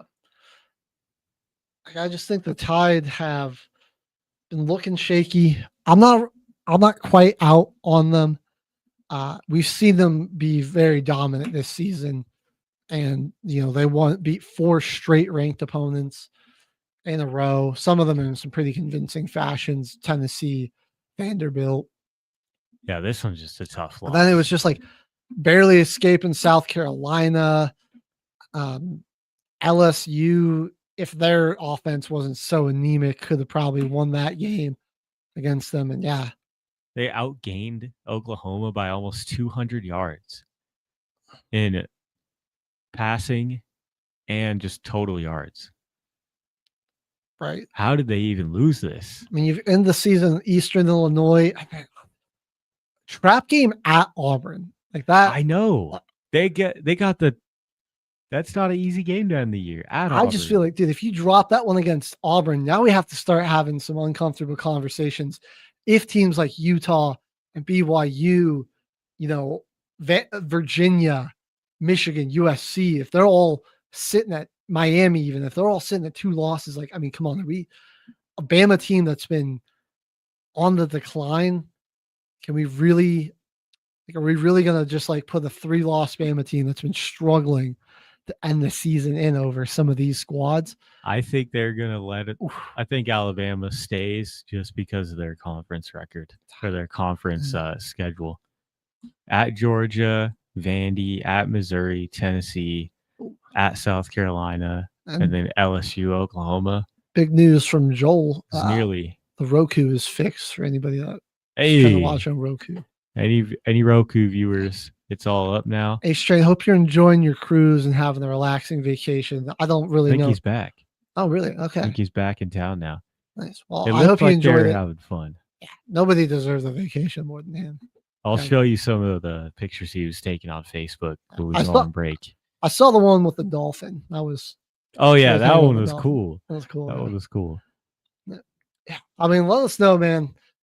Bama is a 3-loss team, and you've got like a number of ACC, Big 10, and Big 12 teams with only 2 losses. Like, can we really justify putting Bama, like not putting them in there a third year or for a year, another year? I do not envy the playoff committee. No, they got a lot of great teams to choose from. Yeah. And I don't think any of the viewers will be, unsatisfied with any of the matchups, but the diehard fans of these schools will. No matter what teams make it into the playoffs, people are going to be upset. That's just, I just know that's going to happen. All right. We're going to wait until the CFP rankings come out tonight, and we'll cover those tomorrow on the show. That'll give us a better chance about where everyone's going to be at in the playoffs, and we can start mocking up some potential playoff brackets as well. We're going to take a look ahead before we go on music break here, though. So what we got going on in the top 25 next week. We're going to start at the bottom here because we got Cincinnati still hanging on to that 25 spot in the AP poll. We'll see where they actually finish in the put Arizona in the college football one. I mean, honestly, at this point, put Arizona. They got BYU home game for them. They might be looking to play a little spoiler, but yeah, the Cougars are looking really good. I think they might just maul the Bearcats in this one. Tennessee's got to go to Florida. Florida looking to probably play a little spoiler. I think Tennessee just wants to finish the year strong. Definitely don't want to lose anymore. Maybe they can, if other teams collapse, they're probably still playing to have an outside shot at getting a shot at the playoff, but they are the 23rd ranked team in the country right now. Another massive game that we got coming up here. This is going to be Pittsburgh playing Georgia Tech. Oh, huge game. See if Pitt bounces back On on the road for Pitt. I mean, how are they going to contain Haynes King, who's, got 3,000 scrimmage yards this season? Crap. 2,259 passing, 807 rushing, 24 total touchdowns on the year. It'd be interesting to see, can Pitt get a bounce back? Georgia Tech get to double-digit wins on the season. Michigan going on the road to Maryland. Should be a game they win. Maryland 1-6 in Big Ten play. The Wolverines still trying to find some success with their freshman quarterback. All right, Kansas State going to Utah. The Utes looking to continue the roll. Will that defense, Avery Johnson has been playing really well this year, but that Utah defense has been dangerous all season. They'll be looking to get after Avery in this one. Home game too, man. I think the home crowd behind that case. Iowa trying to get a rebound after dropping 2 straight. They got Michigan State this week. Home game for them. Michigan State got some exciting young talent and everything, but they're 0-7 in Big Ten play. And they need some more time. Unfortunate. Yeah. I think just on the road, young quarterback against this Iowa defense is going to be a little too much for the Spartans. Kentucky game I'm putting Kentucky against Vanderbilt. I'm putting the Vanderbilt on upset watch here. It is a home game for Vandy, going to be in Nashville, but Kentucky's been showing some spirited effort past few weeks. Really seems like they've got some things figured out on the offensive side of the ball. 9.5-point favorites for Vandy, but I could definitely, that might be, if you're better, I might take Kentucky in the points. I think I could see them causing them some problems. The spread on that is a little too big. Let's see. Although Vanderbilt is coming off of a bye week. All right. Texas is going to be hosting Arkansas. They'll definitely be looking to get a bounce back win against them. Taylor Green might give we've seen him kind of explode against some good defenses, might give Texas some problems, but they're definitely I think Texas will probably come away with a win there. Notre Dame hosting Syracuse. Should be all Irish in this one. They're just a much more talented team. You've got a massive game here in Eugene, Oregon. The Ducks are going to be hosting USC. I think the winner of this game holds on to any outside chance of making the Big Ten championship. And if Ohio State or Indiana somehow drops one, USC, this game's even bigger for them. This could knock either squad potentially out of the playoff or really just hurt their playoff chances. So that's the biggest one to circle here. That is just an absolutely massive Big Ten matchup there. South Florida is going to be looking to get a rebound against UAB. I'd say their playoff and American title hopes are just about finished though. So they're just plans for pride at this point. Bama looking to get a bounce back against Eastern Illinois, home game for them. It's one of those layups against a Division II or FCC school or FCS school. Same thing for Georgia. Georgia's got Charlotte, one of the worst teams in college football currently this year. In the FBS, they're 1-9, having a really tough schedule. And then they got to go to Athens, play a Georgia team that's on fire. SMU hosting Louisville. Circle this one, man. SMU is still playing for ACC title contention. Only one loss in conference, 2 7-3 teams. Louisville at this point is just looking to play spoiler. They've dropped 2 straight conference games. I don't really see a path for them in there. So at this point, maybe they can play for some pride, look to spoil it for one of their conference rivals. That should be a big game there in the ACC. Miami got to go to Virginia Tech. Virginia Tech not been too great this year. They did take Miami down to the wire last year. We'll see if we get similar results there at Lane Stadium. I feel like Miami should take care of the business there. Oklahoma playing Missouri. Bit of a trap game here. Mizzou might be getting healthy. I think the big question mark is, is their QB. Like, what is his health going to be like? Bo Pribla, is he going to be healthy? So we'll see. Kind of have to watch the news on that. But if he's healthy, I think the Tigers will certainly give some problems there to the Sooners. A little bit of a run for their money for sure. Indiana's going to be on a bye this week, finally getting some rest. Ohio State taking on Rutgers. That's a home game in Columbus. Should be a easy victory for the Buckeyes, the way they're playing. And then A&M, it's another home game here. Kyle Field taking on Samford. Again, should take care of business against them. And both of those teams looking to go to 11-0.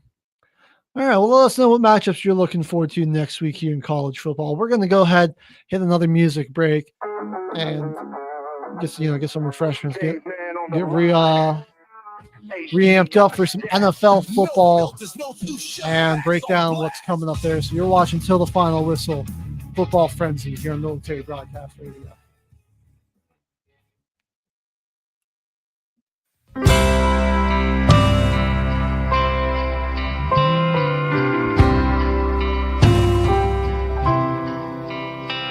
I swear this mountain air can almost get me high. Whispers of wildflower fields, sharp scent of pine. The mist clings to the treetops while I sit here alone. I'm stuck thinking of you, chasing old ghosts. Leave me here with your voice in my head. Dreams in the dresser, hopes under the bed. On the side of this mountain, pain far away. Scatter our ashes, throw the rings in the lake.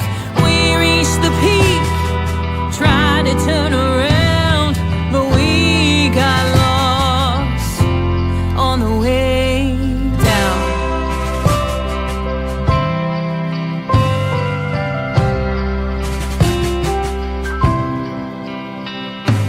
When it's like a rush, clearing my mind.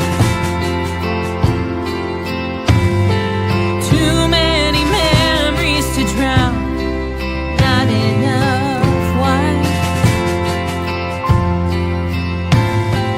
Leaves change with each season, snow turns to rain. The reasons you left me are always the same. Leave me here with your voice in my head. Dreams in the dresser, hopes under the bed. On the side of this mountain, pain far away. Scatter our ashes, throw the rings in the lake. We reach the peak, trying to turn around, but we got lost on the way down.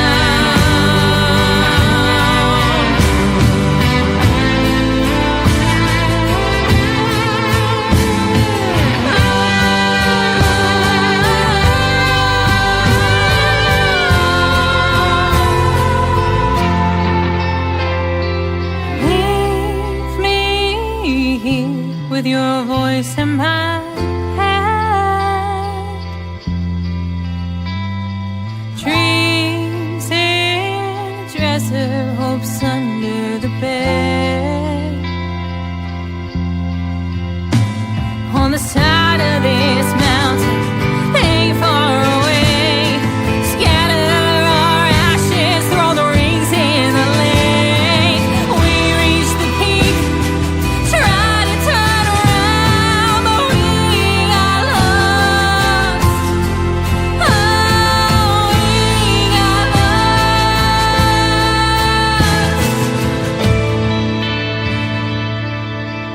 on the way down.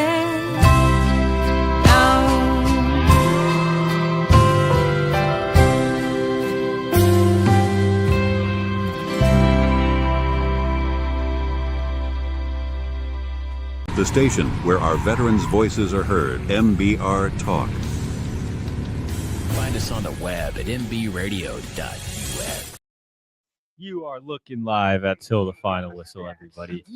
And it is about that time to head over to the NFL 2025 season.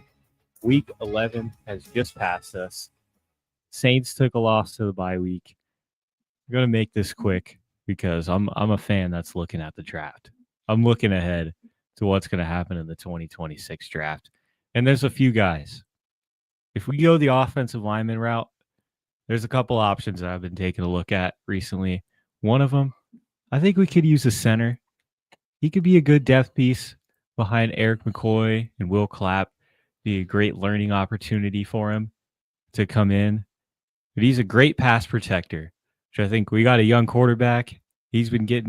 Both of them have been getting pressured a whole lot this year. So I think a good pass protecting center to lead the offensive line group and learn behind some pretty good veteran offensive linemen. And I mean, there's a chance that they do end up being injured again next year. We get this guy. He could be starting pretty early. But like I was saying, he's a great pass blocker. He's got good IQ of the game, which sometimes I think it makes him get a little bit over aggressive when sometimes he tries to use his upper body strength a little too much because he's great core strength. That's what makes him such a good pass blocker as a center. But he just tries to overdo it. I think sometimes he should use his IQ to try and reset his feet a little bit in the pocket. And like he's ready for that next level. I think he's got NFL level IQ. Despite Florida's record being pretty bad, I think he's a pretty bright spot in their offense.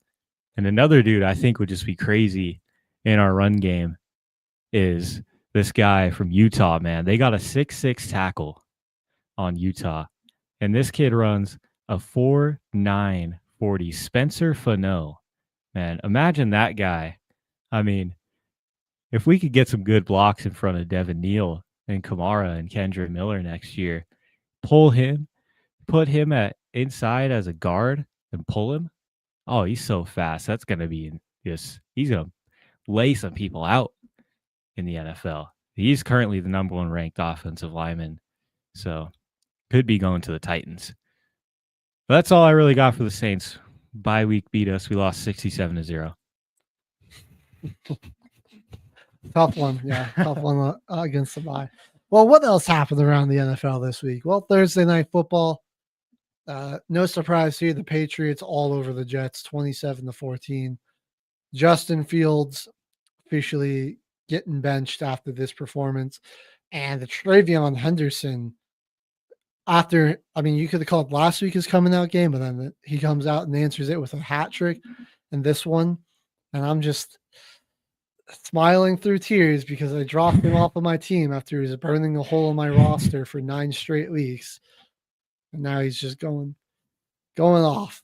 It took Ramondre Stevenson's fat, out of shape, fumble prone ass getting hurt for them to finally give Travion a chance. And it was right after I gave up. That's fantasy football for you folks. Yep. Sometimes that's how it happens. Yeah. All right. He killed him though. He 62 yards on the ground. Still got 3 touchdowns. Excuse me. Drake May under no pressure at all. No Quinnen Williams was just rough for the Jets defense. Yeah, May just sat back there, picked them apart. 25 of 34, 281, touchdown. Had a couple of good scrambles. And then Henderson 3 total touchdowns. He caught one. Stephon Diggs just running all over the Jets secondary. You had the Jets turning the football over with a bad Justin Fields fumble. It was like his 87th in like the past 4 years. Like just nobody's fumbled the football more than Justin Fields. It's since that time in that time frame. It's actually ridiculous. He wasn't even like terrible in this one. I mean, only 116 passing yards, but he also ran for 67 yards, had 1 touchdown through the air, 1 on the ground. But New York is they're in a rough spot. They'll be looking at quarterbacks this draft. I think it's going to be Tyrod Taylor running out the rest of the season for him. Well, what else happened in the league this week? The Dolphins and Commanders went to Madrid and probably turned a lot of Spanish people off the football. This was a pretty bad game, 16-13. Unless you're Dolphins like Devon get the win. Achane. Yeah, Devon Achane. That's all you can look forward to. Was all over the field in this one. Bro, just when we were all giving up on Bryce Young as a quarterback, this guy comes out and throws for 450 yards, 3 touchdowns. Shout out Ted McMillan on my bench in the NBR Fantasy League. Him and Sean Tucker just burning the hole in the bench spots there. That was cool. Still got the victory, though. We're good. But what a game from Bryce Young. Yeah. 31-45. Gets the overtime victory for the Panthers. Dude, Carolina is 1 game out from first place in the NFC South. I'm actually about to predict that they might win the division. There's a good shot. We'll take a look at the standings and everything coming up here in just a bit. This game was just BS, though. If you're a Falcons fan, watching Michael Penix get injured, but he was still healthy enough to have his pads on, like I feel like you should just be on the field at that point. Well, he's got a knee injury too, so it's gonna miss extended time apparently. It's like at that point, just have him go to the locker room. Yeah. Falcons, wow, what a disastrous season. Complete opposite of what they were expecting from this year. 3-7. And they got swept by the Panthers. There's like a few things you can hang your hat on. Bijan Robinson and Drake London. I mean, it's bad. The defense has been getting a lot more pressure. That's about it. What do you do? What do you do with the quarterback? I feel like they should keep going with Penix. Right. I mean, he needs to play in the preseason next season. That's what he has to do. Yeah. Keeping it on an NFC South team, the Buccaneers dropped their second straight one to an AFC East team. Vintage Josh Allen performance after a couple of turnovers early. The week I trade him away in the NBR Fantasy League, he goes off for 6 touchdowns. That's just I don't even think Mohawk started him. Did he not? No, he did. He did? Yeah. Okay. That's all right. My team still got the victory, and now I'm playing Holly's banged up squad. But he took out the number 1 seed this week. 44-32, Buffalo gets the victory. Despite my fantasy woes, they do just fine. This was a bounce back game from this secondary in Buffalo. They did a pretty good job containing Ibuka, only 40 yards receiving. They were really just getting gashed by Sean Tucker in the run game. And power run game is where they kind of got dominated in this one. Just giving up some big runs. They didn't really, their longest pass, the long on the day for the Buccaneers was 28. So it wasn't like there was a lot of explosives in the pass game. That was just the Sean Tucker screen pass that he housed. You said they were getting hit with some big rips on the ground early, but the defensive front really bowled down late in that one and shut down Tampa Bay. The Texans and the Titans and another slop fest. Davis Mills versus Cam Ward. Ward's just got nobody to throw to. Nothing to work with. Yeah. Unable to get their second win on the season. The Texans sneak out of there with a victory. One they definitely need to keep pace here in the AFC if they want a shot at maybe the division or at least a wild card spot. So 16-13, 1-9 the Titans are on the season. Number 1 overall pick, but you got a quarterback, so that's a luxury you have.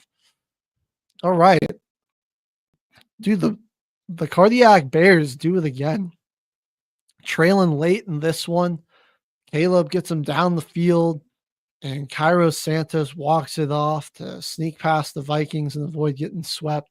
Big road victory for the first place in the NFC North. Chicago Bears, 19-17. I don't know how. The Eagles-Bears alliance this season's been crazy because the Eagles beat the Vikings, they beat the Lions, and they beat the Packers this season. The Bears have beaten the Giants, the Commanders, and the Cowboys. Man, scratch my back, I'll scratch yours. For real. So McCarthy's 2 first half interceptions too. Like, yeah, I don't. Where's 9 at McCarthy? We haven't seen him in a while. Missing, got some missing posters out around Minnesota for number 9. That's going to be almost as close to Broncos country. Let's ride. Yeah. If he keeps going at this rate. Oh, that's going to be constantly thrown in his. He said that like that was a nickname he gave to himself too. Like that's just. Has he always worn 9? I mean, I guess it's like. It's just such cornball activity to be like, oh, let's trying to like give yourself a nickname before you even proved anything in the league is ridiculous. Nicknames are earned, they're not given. Oh man. If only he had 9 interceptions. He has 8. I guess next game if he throws 1 interception. I think he's got 9 turnovers on the season. There you go. He's telling us how many picks he's going to throw before he finally gets benched again. How many passes he's going to complete in the game. All right. Moving on here. Packers get a good bounce back win against the destitute Giants. Famous Jameis wasn't able to get it done against this defense. Jordan Love lost Josh Jacobs early. He also got hurt, but made some big throws late in this one. Packers come away with a road win 27-20. The Bengals had one heck of a fourth quarter collapse. They were only trailing by 8, and then they somehow gave up 2 touchdowns in such quick succession went from a 20-12 game to a 34-12 game. And that would end up being the final score. The Steelers win by keeping themselves a game in front of the Ravens, although they're going to have no Aaron Rodgers next week against the Chicago Bears, more than likely. Fractured wrist, won't require surgery, but his status for the game is certainly in jeopardy.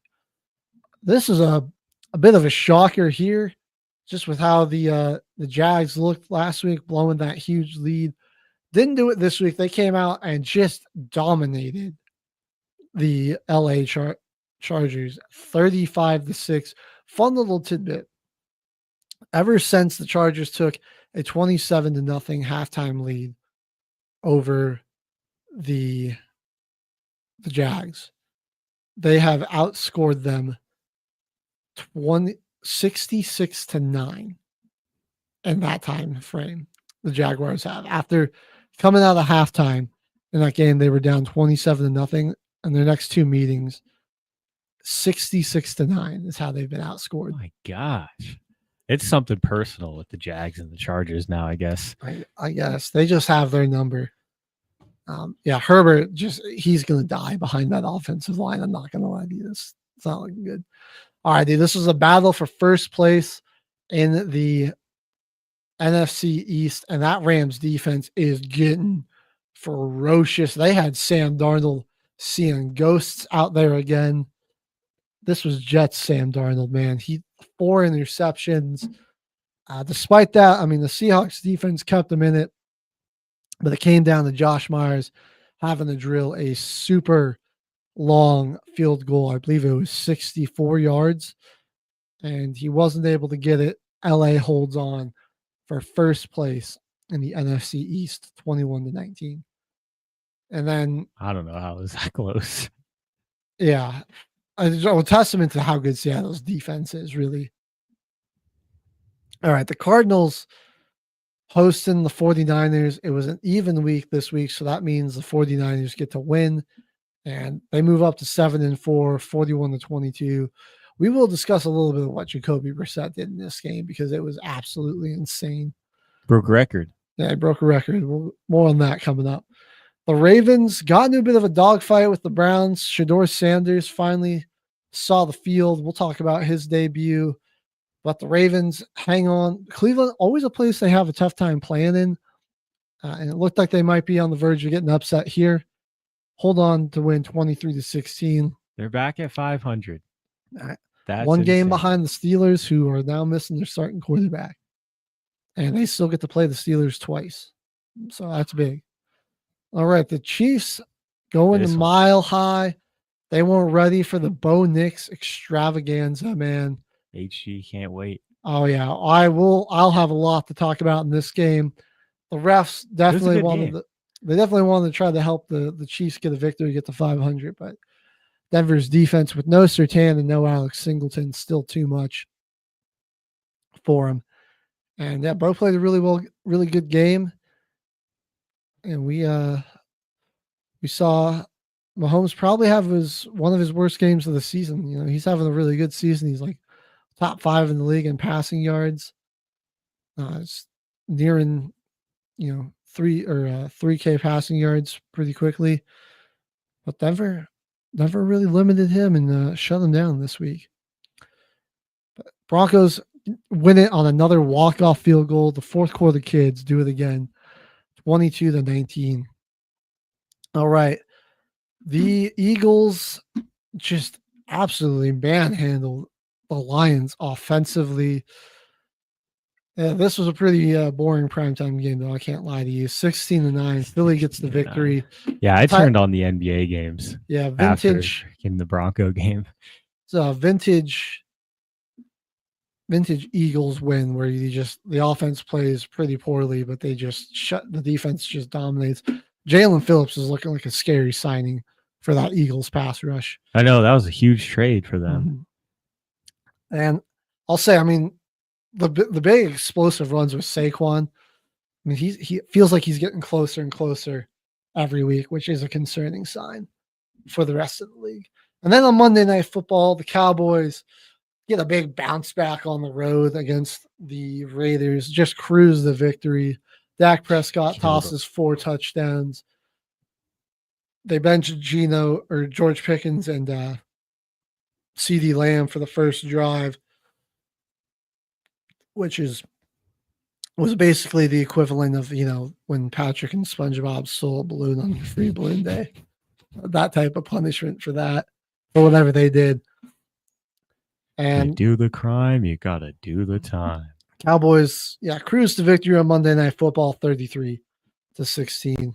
Okay, man, where are we starting this week?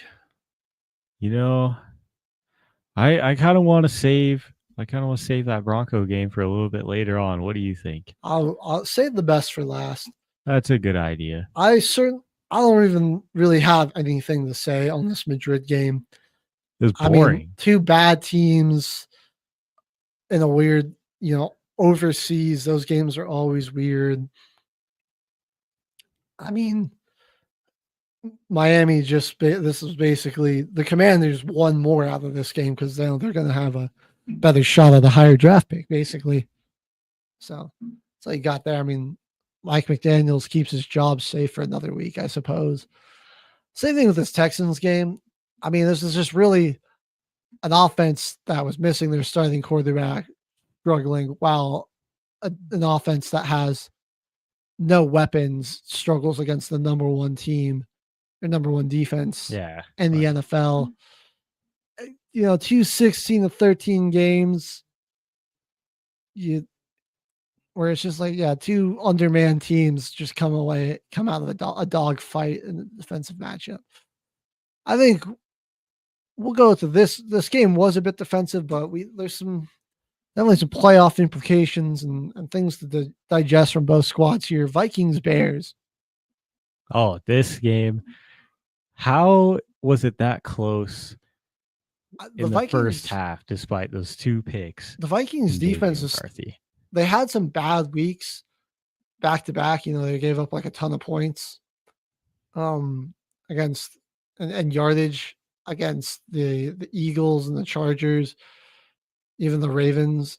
I mean, really, they've been playing a little bit better though. They played well against the Lions, got a victory there. I mean, really, it's on McCarthy, man. He just does not look at all ready to be out there again, struggling. Both quarterbacks were 16 to 32 in this one, but Caleb, big difference. Protected the football, made some big plays with his legs. He is so elusive. Did you see that? Like that unblocked nickel blitz, and he just spun him out of his shoes. That spin move was filthy. Dirty, man. That spin move was filthy. Bears defense is playing really well, generating turnovers. They're like one of the best teams in the league at generating takeaways. Kept them in this game, and Caleb got them. They kind of gave up a lead in the fourth. They were up 16 to 3 going into the fourth quarter, but then they gave up 14 points. Yeah, and they had to get a game-winning drive. Had to drive it down the field, but Caleb's has been good in those game-winning situations, getting them. He's protecting the football. I think he's like his play at quarterback hasn't like blown me away. Like he's still a little inaccurate. He's not putting up like tons of yardage all the time. I mean, this game he only had 193, no touchdowns, 13-4 touchdown interception ratio on the year. But he's protecting the football a lot better this season. And the line's giving him some more protection. And then he's like, this is, I think, the big reason why you drafted him is like his escapability and his ability to extend plays have been huge. Really good off schedule, especially in these late game situations. Like he's so good at like not taking these sacks and turning what could be a massive negative into at least somewhat of a net positive or an overall positive. So like Chicago just as a team, like nothing jumps really off the page. They were, decently efficient on third down, 7-18.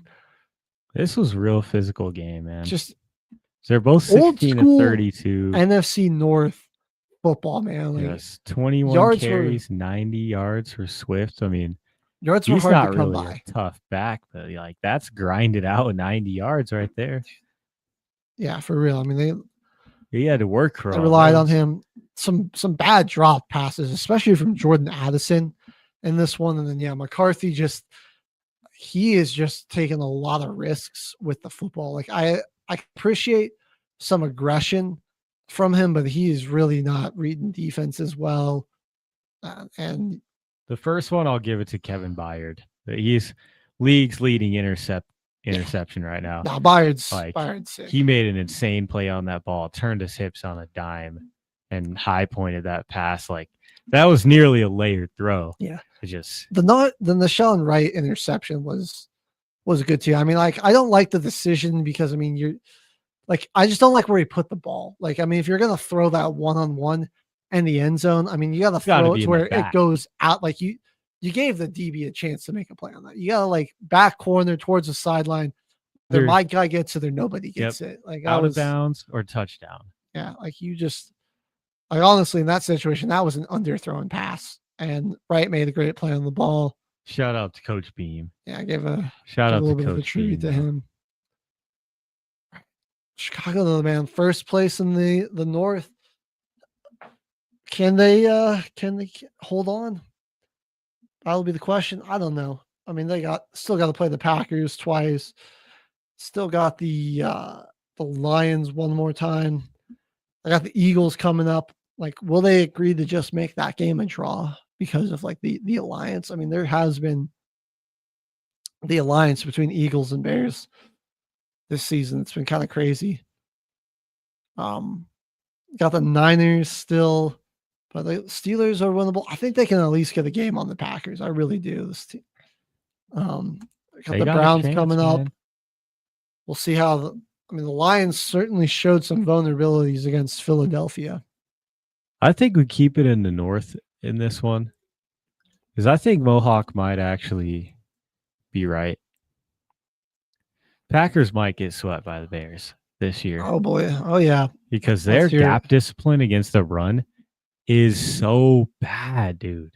Even when they have Micah Parsons down on the line, he will try too hard to get over that hump and like try to pass rush around the edge, and it leaves that gap wide open. So it's just a wide open cutback lane for the running back. Their integrity in the gaps is just, it's rough against the run.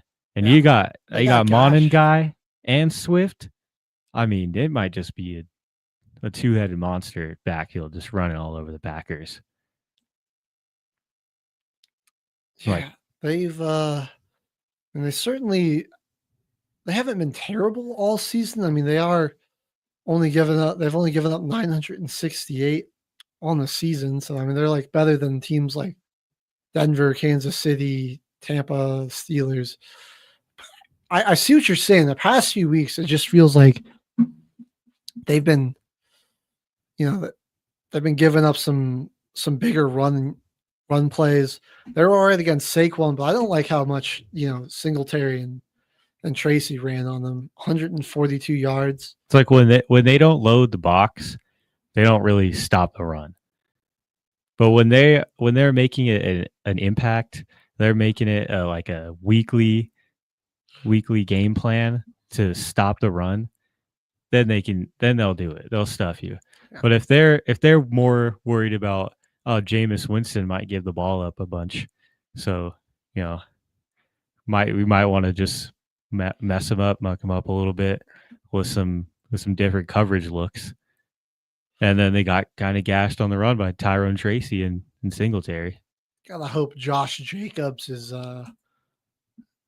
He avoided a major injury according to Tom Pelissero, which is really good for them.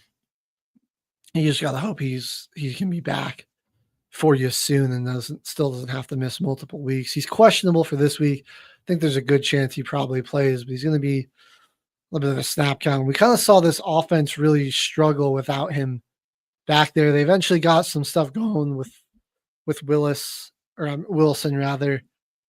And yeah, Love was 13 of 24 for only 174. He wasn't super accurate in this one, but he had that nice throw to Watson. Watson made the spectacular catch, and ultimately they got it together at the end of the game, which is all you can ask for. It does make me nervous about how they're going to perform in some.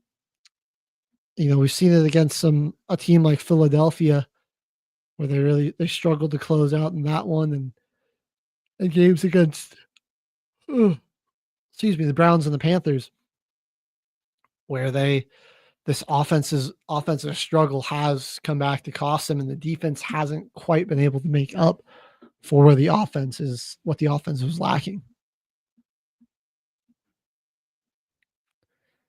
What about, do you go to Darnold? Darnold Donations. That's the new company, Darnold's Donations. I think real quickly, let's get some of these two blowouts out of the way. First, that's true. The Bengals. Yeah, so even if Burrow does come back, which he's still projected to. Their season, they're 3-7. This was a Chase Brown legacy game, though. I'll give him that. He turned it up. 99 yards legacy game with Chase Brown. Yeah, that was kind of Gainwell, man. He only had not like 24 rushing yards, but dude, he was killing them out of the backfield. 81 receiving yards and 2 touchdowns and 7 snags. Yeah, Rodgers goes down in this one. Rudolph comes in and finishes it out. And yeah, this was, again, like the Bengals just keep giving up so many points. I think there was the Kyle Duggar pick 6. I don't know what Flacco was looking at there, and then the James Pierce scoop and score. He took that one to the house. So 2 defensive touchdowns giving up in this one. And when your defense is already given up so many points, you just can't be giving up defensive touchdowns as well, especially 2 of them. And like the Steelers really weren't doing a whole lot offensively. Like they were struggling to move the ball at times. Well, it was a pretty evenly matched game just in terms of total plays, third down efficiency, total yardage, time of possession. I mean, you really had a chance to win this if it weren't for the defensive touchdowns. And now Cincinnati, in I think 9 straight games, something like that, they've given up an NFL record of like allowing 27 or more points in consecutive games. I don't remember the number off the top of my head, but it's been pretty bad. So I was like, the Steelers are just kind of gifted a freebie from Flacco. Like that was like one of the easiest interceptions Duggar will ever get in his life. This has got to be the worst locker room. People were talking about the Colts last year, but there is something to be said about what's going on behind the scenes because we don't even know the half of it. The Colts were just releasing a bunch of information, or like that.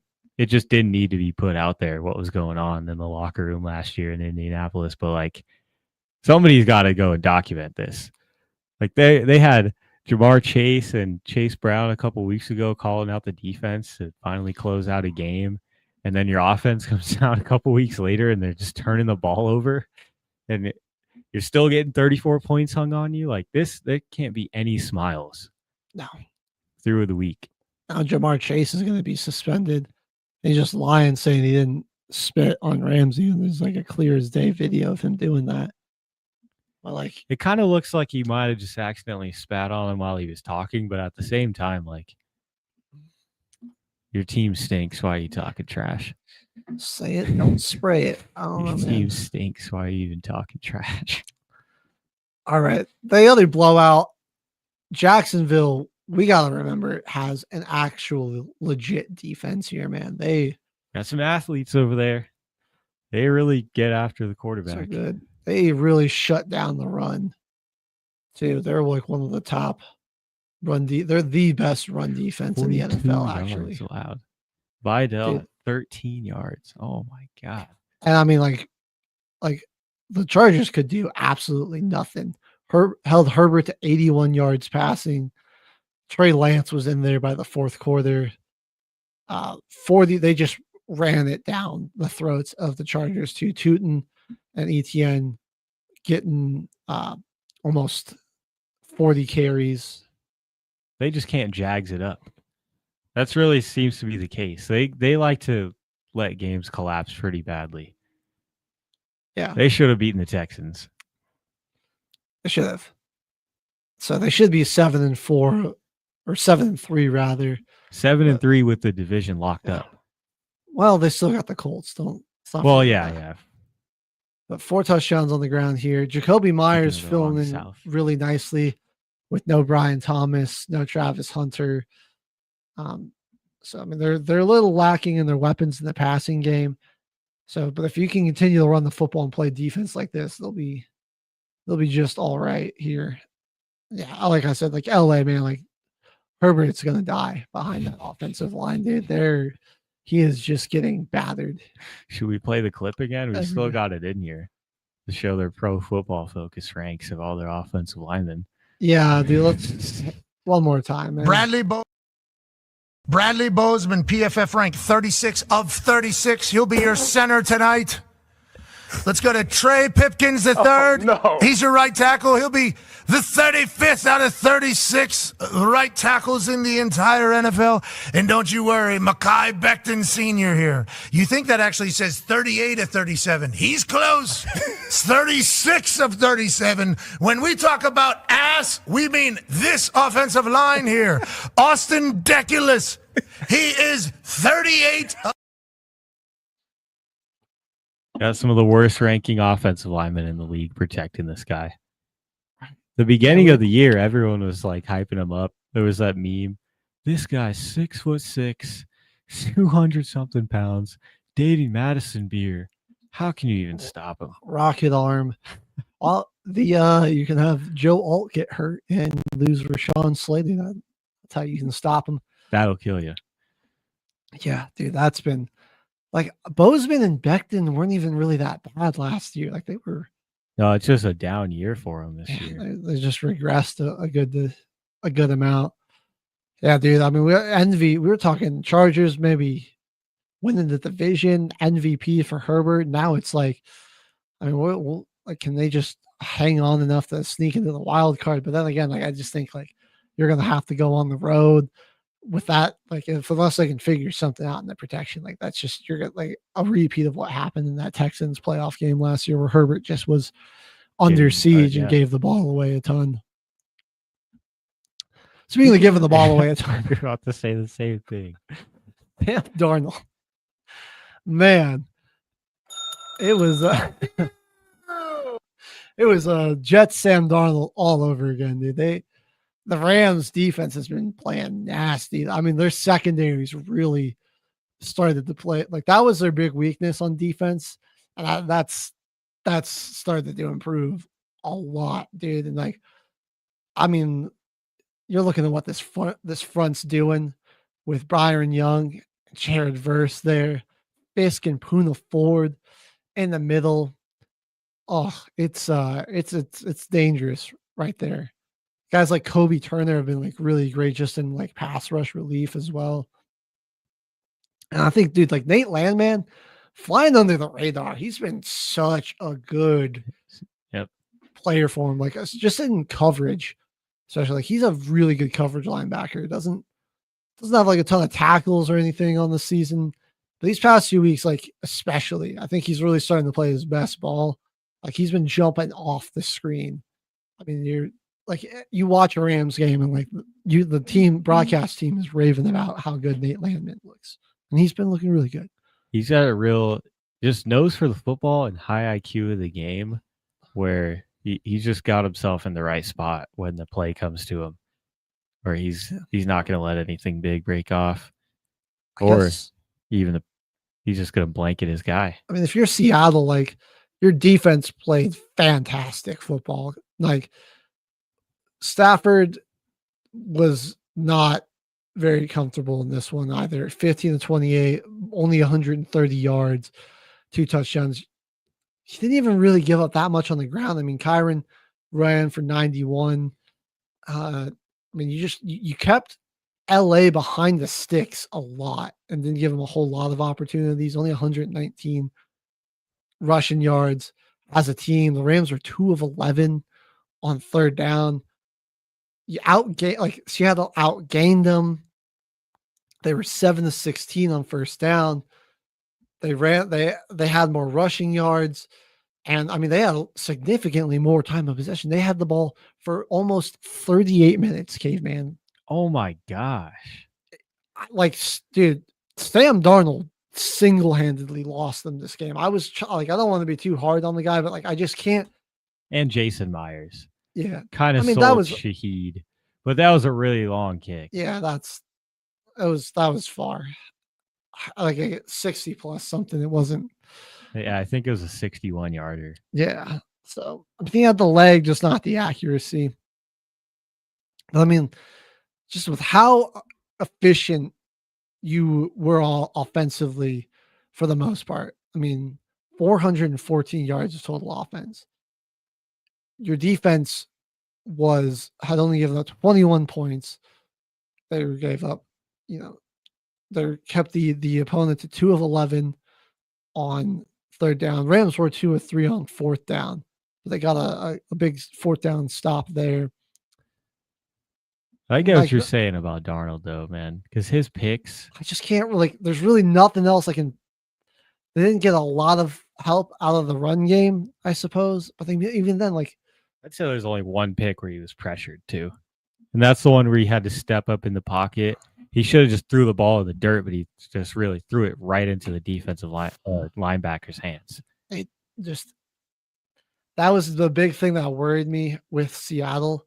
Is like we saw it last season and we're seeing signs of it again. Like in a big game, like where it's really important, Sam Darnold poops his pants. And like you're not playing This ain't the turnovers, bro. This ain't the Commanders. This ain't the Cardinals. You're not playing the Steelers. You know, like this was a big game. They for the needed division. this one.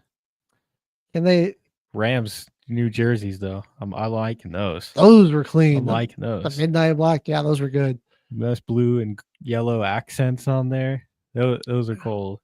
So for LA, yeah, the offense really not the crazy gaudy numbers we're used to, but I mean, all they had to do was just not screw this up. Just don't F up and put your defense in a bad situation. And you would win this football game, and that's what they did. Yeah, despite the 4 turnovers and everything, nearly gave them a shot to win it. Yeah, they almost walked you off in your own stadium, and they turned it over 4 times. Well, just a few notes on this snooze fest that we had here on Sunday Night Football. Game? Oh yeah, yeah. Like again, this was really just the Eagles' defensive line and front, dominating. They were after Goff all night. Goff looked super uncomfortable. He was 14 of 37. I think he only completed like 1 pass when he was under pressure too. Jalen Phillips been a revelation for this team. Picked up a sack in this one. He had 5 tackles. Jalen Carter didn't get a sack, but he had 5 total tackles. 2 pass deflections. It was the big fellas up front too, batting balls down. Like Quinyon Mitchell, Cooper DeJean were fantastic in pass coverage in this one. Don't get me wrong. Same with Dory Jackson. But you had 2 balls batted at the line by Jalen Carter, 3 by Jordan Davis. Like those 2 big fellas in the middle, man. Like they just eat up your running backs. They can get pressure on the interior, and now you've got a guy like Jalen Phillips out there on the edge with dudes like Jalex Hunt. Jomo's been great this season. Like the Eagles are going to go deep in the playoffs again because of this defense. Lane Johnson going down is going to hurt their offense. So that's what's going to suck, is that we're going to have to just watch the Eagles be boring and win boringly.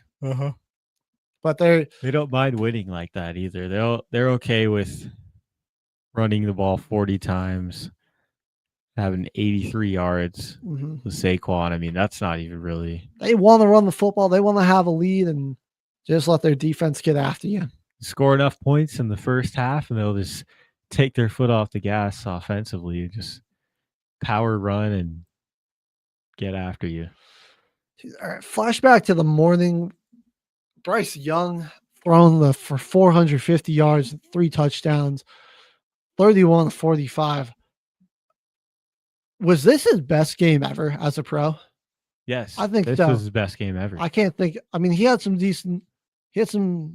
good games last season, but like, this was the best I've ever seen him as a pro. This was great. This was a great game from him. Pitch the comeback. Oh yeah, I mean, he was hitting big plays all over the field. Didn't really get a lot out of his run game, man. Like he did a lot. He carried a lot with the passing the football. 25 attempts for only 6.7 or 67 yards rather. It's averaging, like they're only averaging 2.7 on the ground. So he was the offense. Him getting McMillan and the get involved. Dowdle out of the backfield. Tommy Tremble caught a big pass. Jalen Coker. I like him. Jalen Coker's nice. He's not bad. He's a really solid slot receiver there. Yeah. The team got a shot though to win the division. They're only 1 game back, and they haven't even played any of their division matchups against the Bucs. They got 1 more game in New Orleans, and then they're 2 of the last 3 games of the year. Oh, they might not. They got the Bucs, Seahawks, and then in Tampa. Yeah, wow, their schedule is brutal. They're only they lost to the Saints at home, so I mean that's one of their matchups. So they got the Niners, the Rams, the Bucs, the Seahawks, the Bucs again. God, that is a brutal stretch to finish out the year. But even so, you can look at performances like this and build off of it. I think the offensive line still needs a little bit of work. Young's been getting sacked a decent amount this season, still 5 sacks in this one. Yeah. And it's the Bryce Young subplot. I think just somebody, an elite type of edge rusher. Nick Scorton really hasn't worked out for you there. Like Derek Brown, been really good on the inside. Him and DJ Wanham, that combo's been good. I think you need an elite pass rusher. Secondary led by JC Horn, I think is good. If you can keep those guys together, you'll be all right. And build the trenches up a bit. Maybe bring in another weapon for Bryce, and really just find like a good linebacker to take up the middle. So that's a brutal stretch to finish the year, but Carolina's definitely got to feel a lot more confident going into year 3 of the Bryce Young experience. That kind of brought up a topic, a question that I wanted to bring up. We can wait till before we talk about the Bronco game, save that for last. We can do the rest of the games and then talk about this. But what do you think is the worst or the weakest position group across the entire NFL? This is what I was talking about with my dad the other day on Sunday. Kind of an interesting topic. Like across do you mean what's the weakest position group? Where do you think that has the less talent, the least amount of talent in it? Or just level of play in general? I'm not saying there's a lot of groups that have a lot of talent, and when you talk names, that's there's a lot to hype up. But when it comes down to how the season's actually going, it's a little different. Because I think safety is got to be one of the weakest position groups. There's some big time safeties that do well in their schemes, but at the same time, it's that's kind of been a forgotten position. Yeah. I mean, they're important in the fact that they keep they don't let the defense get behind you, but a lot of what the safety does is just running up and tackling. True. So I would kind of agree with you there. That's where that would be what my pick is I just think what are you about middle linebacker? I think a middle linebacker is super important to be able you have to do a lot. A lot of times that middle linebacker is the quarterback of the defense, and you gotta, you have to come up and fill the gap in the run game. You've got to cover either really elite tight ends or fast slot receivers. So I mean, if you have a linebacker that isn't good against the run and or struggles in pass coverage, it's a pretty big weakness in the defense that other teams can exploit. And I also think that you're just when you look at middle linebacker, especially, that's where we see some of the lowest talent pool, where it's just guys that we really consider elite. There are definitely some really good linebackers, but think of the elite middle linebackers that we got. Fred Warner comes to mind. He's very early elite level. I feel like Nick Bolton's kind of up there. Zach Bond, Demario Davis, certainly. I feel if Greenlaw's kind of been away from a while, but he can kind of be that type of player as well. I feel Bobby Okereke, even though his team's not very good, he's pretty elite. You just don't have very many elite middle linebackers. It's a tough group to fill. Is that, I'd say the consensus before this year might have been quarterback play, or last season might have been quarterback play, just because a lot of younger guys have been drafted. Earlier careers hadn't really panned out. The passing offense and passing numbers compared to recent years just weren't the same. I mean, but I don't even think it's quarterback at all. I think we're just not giving young players a chance to develop. The thing with QB is if the rest of your team is really, really good, your quarterback can just put together a few drives and not turn the football over, you can win a lot of games. But where you'll run into problems is like if you don't trust them to lead a game-winning drive. And so, like in that situation, like quarterback is still the most important position. It just doesn't necessarily always the most impactful. Let us know what you think in the comments. It's a very interesting debate. What do you think is the weakest position group across the entire NFL? Let us know. Kind of touched on this one a little bit. The Bills, getting vintage Josh Allen here. Definitely, they needed this off a tough loss, and they're trying to keep pace with the Patriots. 44-32, they get the victory.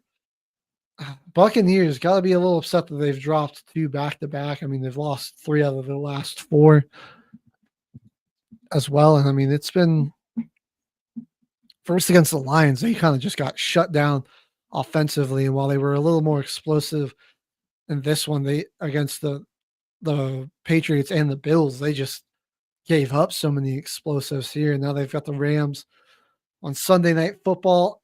Fortunately for them, after that, the schedule does get a lot it gets easier. You got four division games, Cardinals and the Dolphins. So can they? I think it would be big if they can somehow steal one from the Rams here. That would be huge. Chris Godwin, is he coming back? I think if they win that Rams game, they honestly got a chance to be the 2 or the 3 seed in the NFC. Dude, if Bucky Irving is healthy, this changes a lot, even with the injuries at wide receiver, because Bucky's such a threat out of that backfield. They need him back. That he just he'll open up so much for Ibuka, and we'll see some more of that explosiveness from Ibuka. But Ibuka's just been seeing so many double teams getting bracketed in coverage, and just teams are just trying to take him out of the equation, and they can't really get anything going with him down the field. Mm-mm. I want to see what happens though in this Rams game, because they got a chance to be the 2 seed, and doesn't that gets them a bye week, right? Yes. No, it doesn't. Not anymore. Seed, yeah, not anymore. But they got a chance to be a 2 seed and host the 7, because they got a chance to sweep the NFC West. They beat the Rams. Cardinals are the easiest team in the end of your season in that series with them. They already beat the Niners and the Seahawks.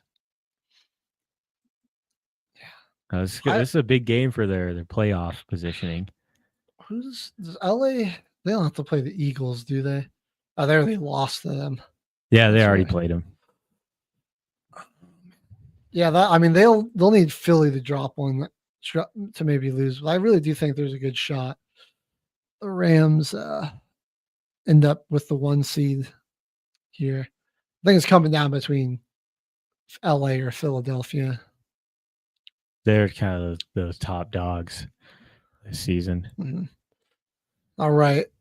I think we're getting close to the end of the show. I want to make sure we got plenty of time to talk about my Broncos. Let's hit it. Dude, this is a big one, man. This was a huge game, man. The Chiefs they're scared to run the football. Mahomes threw this 45 times in this game. And it was a lot of it, you could tell they really they really respected the Broncos pass rush, because a lot of it was just super quick throws to get him down the field.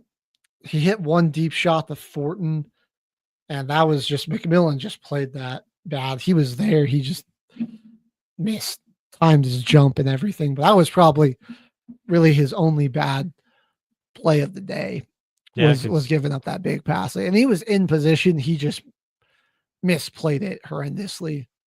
They had a couple other chances at the deep ball too that they tried earlier. Mm-hmm.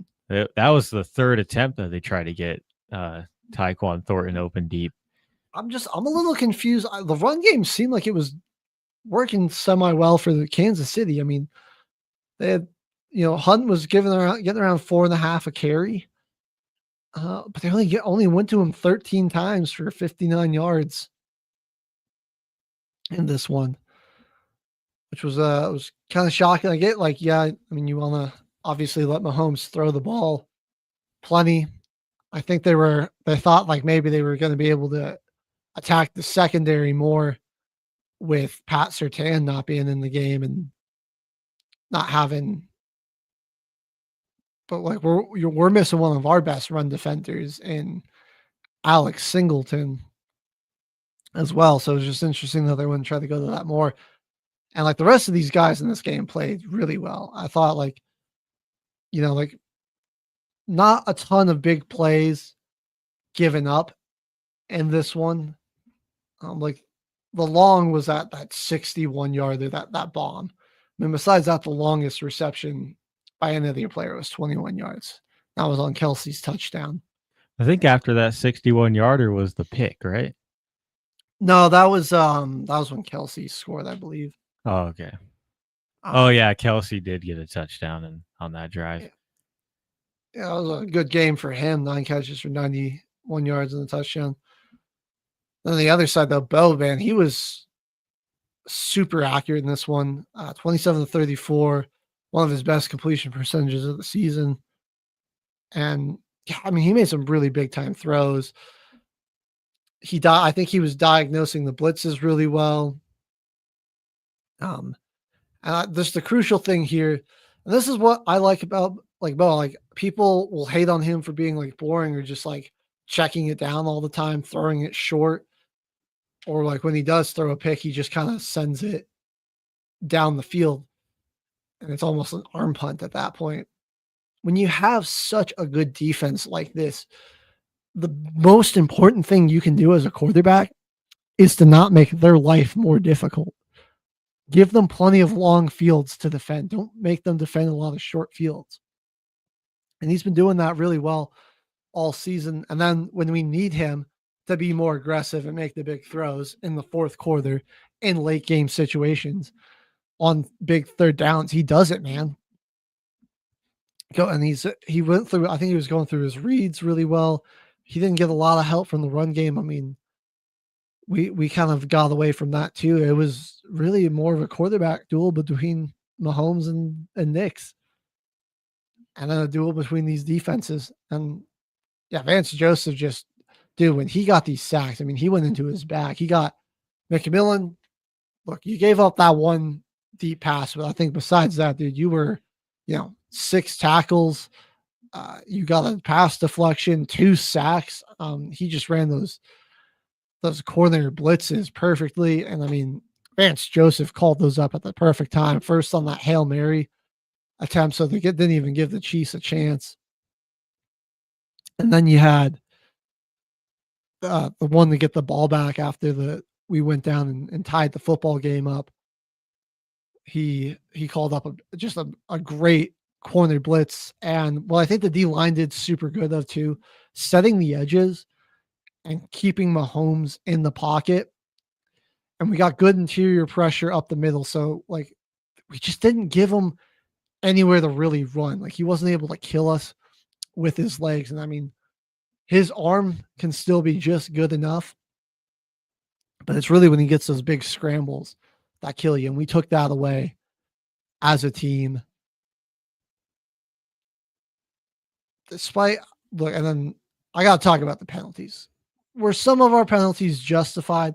Sure. And there were 10 penalties on each team in this game, but the Broncos got hit by the penalties a lot harder. They had a pick 6 wiped off the board by like the tackiest illegal contact call I've ever seen in my life. And they ended up with 147 penalty yards in this one. Also, somebody's got to track this stat of just how many times Mahomes has had an interception taken away via penalty. I mean, it's got to be up there. That has to be a pretty crazy stat. The fact, though, that it's 10 penalties, 147 yards, and 10 penalties, 69 yards. And there's a lot of Chiefs fans that are complaining about the officiating in this game. Like, are you serious? Right. It's like a 50-yard difference nearly. Like maybe Franklin got away with a false start there on that one play. It's the Chiefs. How many false starts they get away with? Also, like in the last earlier in 9 that years? game, like he definitely got away with a hold or a pass interference on Franklin on the deep shot that, excuse me, probably held him up from being able to run under that football. It like went just off his fingertips. He was getting grabbed by Watson. And I mean, so it ended up just coming back as karma later in this one. Thought it was a good game called from Sean Payton, aside from that RJ Harvey trick play. That was that almost flipped the game in a big way. We got to start talking. We talk about how great Shohei Ohtani is as an athlete. Son to put Bo Nix in those conversations because I mean, this guy, all the passing touchdowns, he's got the rushing touchdowns, he's got the receiving touchdown. Now he's getting pass deflections out here, playing DB. Wow, he's everywhere. He really is a generational athlete right there. Wow. Yeah, he's the Shohei Ohtani of the NFL right there, like playing both sides of the ball. So eat your heart out, Travis Hunter. Yeah, my big concern just for Denver still is just can't get a solid rushing attack going. That's still just our biggest problem. Well, I don't even know what the heck happened to J.K. Dobbins, and I look at the clip. That was a hip drop tackle. Yeah, didn't get called. Didn't get called, dude. And at the end of the season, I thought they were focusing more on that, but apparently not. Scadaboo and Jaden Daniels both got injured as well. Unflagged hip drop tackles.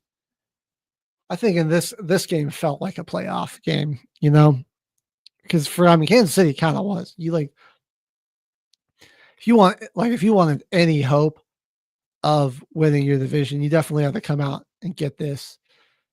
And I mean, Chiefs got to be like one of the best 5-5 teams the league has seen. It's just kind of like they just haven't had that discipline and that ability to close out one-score games this year. They're 0-5 now, I think. Yeah. 1-4 or something like that. On the road, they're 1-4. Mm-hmm.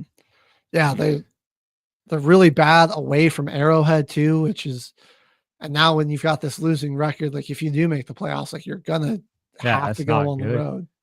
That's not good. They can't really win on the road, and they are gonna be able to host.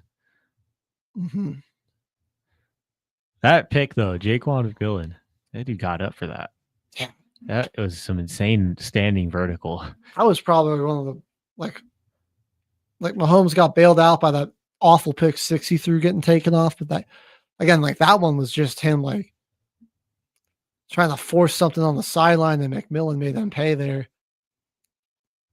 Undercut it beautifully, jumped up, got his feet down, and then of course they had to find every reason to put that ball back inside the 5. But then the Broncos put together their best offensive drive of the day, go down the field, score their only touchdown of the game.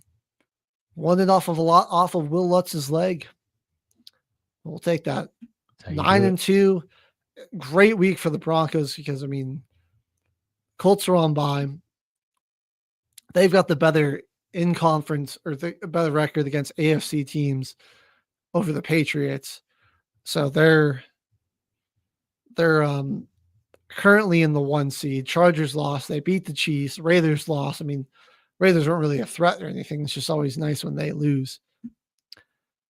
And yeah, going into the bye, good shot that like the Colts drop a game in Kansas City. Like the Chiefs have been really strong at home. Yeah. But they are just struggling on the road. They're pretty much all their wins at home. But this could also be a game that really just eliminates them. Mm-hmm. This is a really tough part of their schedule. I mean, now they're back 2 games on the Jaguars. Like the playoff picture, I mean, it's Denver, it's New England, Indy, and Pittsburgh as your leaders right now. And then you look at your 6th seed or 5 seed rather is Buffalo, 6th seed LA, and your 7 seed is the Jags. Yeah. Actually, I was mistaken. They only have a 1-game advantage over Kansas City. No, they need to win this one. Yeah. But they have the head-to-head tiebreaker, so it really is actually a 2-game advantage just because of that. Because if their records are the same, Jacksonville has the head-to-head tiebreaker. Yeah, that's right. Man, it's getting down to the wire for Kansas City from late in the year. Mm-hmm. It's getting late early for them. Let's take a look at the rest of their schedule, actually, and just see who they got to play. Colts are going to be, that's a big one. Then they're Cowboys. On the road against the Cowboys, got the Texans, home for the Chargers, in Tennessee, home for the Broncos. On Thursday, on Christmas. Yeah. And they're on the road against the Raiders to close out the season. So for the most part, some very winnable games for them. I mean, good chance that they can go and only lose 1 or 2 more games and still be around 10-7, 11-6. Yeah. It's just going to be tough. Hopefully you don't lose another one of these division games, because that'll really screw up their chances. Yeah, they really need to be good in their division and in the conference. They're 2-4 against the AFC. Yeah, it helps they got some easier ones after the Colts. Like Texans got a good defense, and on prime time in Houston, that could be a trap might be a game that they might lose. If they beat the Colts, they might drop that game in Houston. That's crazy. I kind of want them to beat the Colts just because Indy's got the head-to-head over us because that leverage call. We finally saw another leverage call this season, but it wasn't as costly. Actually, you know what? I'm okay with the Colts beating the Chiefs because Colts still have to play the Jags twice, the Texans twice. They got the Seahawks and the 49ers. So, dude, the rest their schedule is brutal. It's Kansas City in Kansas City, Houston, at Jacksonville, at Seattle, home for the Niners, home for the Jags, at the Texans. It's a tough final stretch. Coming out of the bye week. Things are definitely getting real. They're playing their best though, at least. Like Indiana Jones. All right. Let's let me know if you think the Broncos got a shot at that number 1 seed here. Probably got time for 1 or 2 more games here, Caveman. Final 8 minutes. Not a whole lot to really talk about in this San Francisco game. I mean, the Niners just a better team. Yeah, we got the broken record though. Dominated the Cardinals, but Brissett, dude, the run game just non-existent. So yeah, just have him drop back 57 times in this one, and he completed 47 passes for 452 yards. Yep. 2 TDs, 2 INTs. Trey McBride, he's like that meme of like the Bugatti next to the trap house. That's what he is on this Cardinals team. He's such a good tight end. Thoroughly outdueled George Kittle, who did have 2 touchdowns, but less receptions and yardage. I love this Michael Wilson stat line, dude. Yeah. Oh my. 15 catches. That's got to be the quietest 15 catches for $185 I've ever seen. I know. Because it just came in such a blowout loss. Even Brissett, like I didn't realize he even broke a record until after the game, when it got posted. He didn't even think about it. Yeah. Purdy looked good in his return. Only 200 yards. He was super efficient. 3 touchdowns in this one. And I really like that Brian Robinson's getting worked into this game plan a little bit more, just to take some of the hits off of McCaffrey, man, because he was touching the football like 35 times a game while they had all these other injuries. I mean, they're kind of getting healthy. They've just been they're doing this like back and forth where they win 1 week, lose the next week, and they like break that cycle and stack a few wins here to keep pace.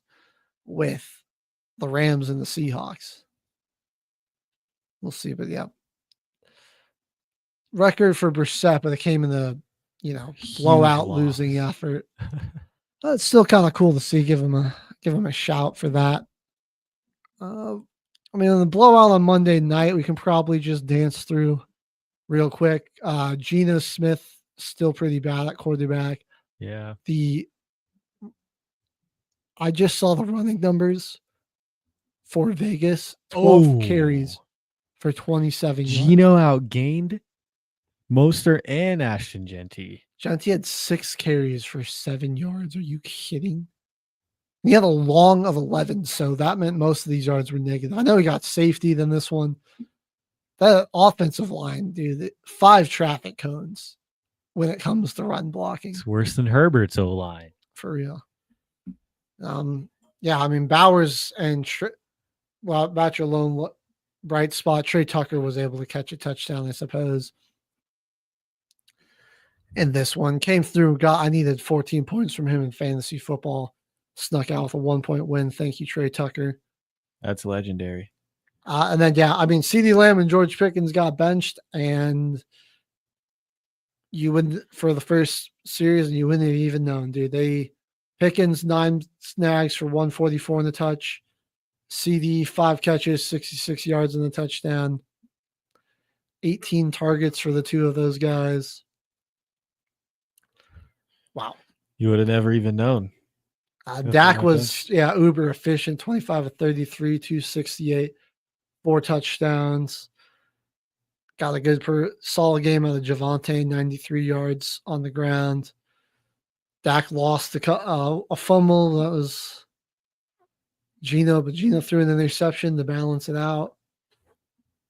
I wouldn't feel too confident if I were the Cowboys for this one because, it was the Raiders, but good to see you get just a very in control, commanding win against a bad team here. Yeah, that's a feel good win. Yeah, I think in the last game we really got to just cover here is this Browns Ravens game. Shador first snaps. He'll be coming in next week too. But how is this the first time he had taken any reps with the first team? Cleveland. Now watch.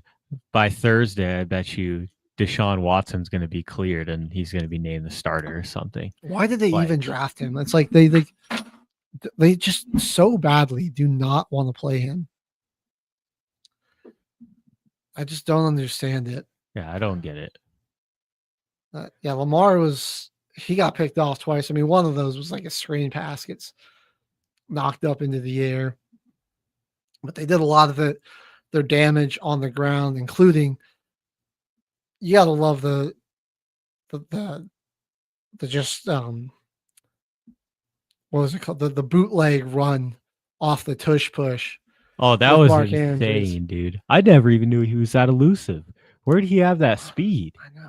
He took the snap and spun off the line like a running back, dude. They had showed the week before, off of that tush push thing that they normally do with him, where they pitch it to Lamar.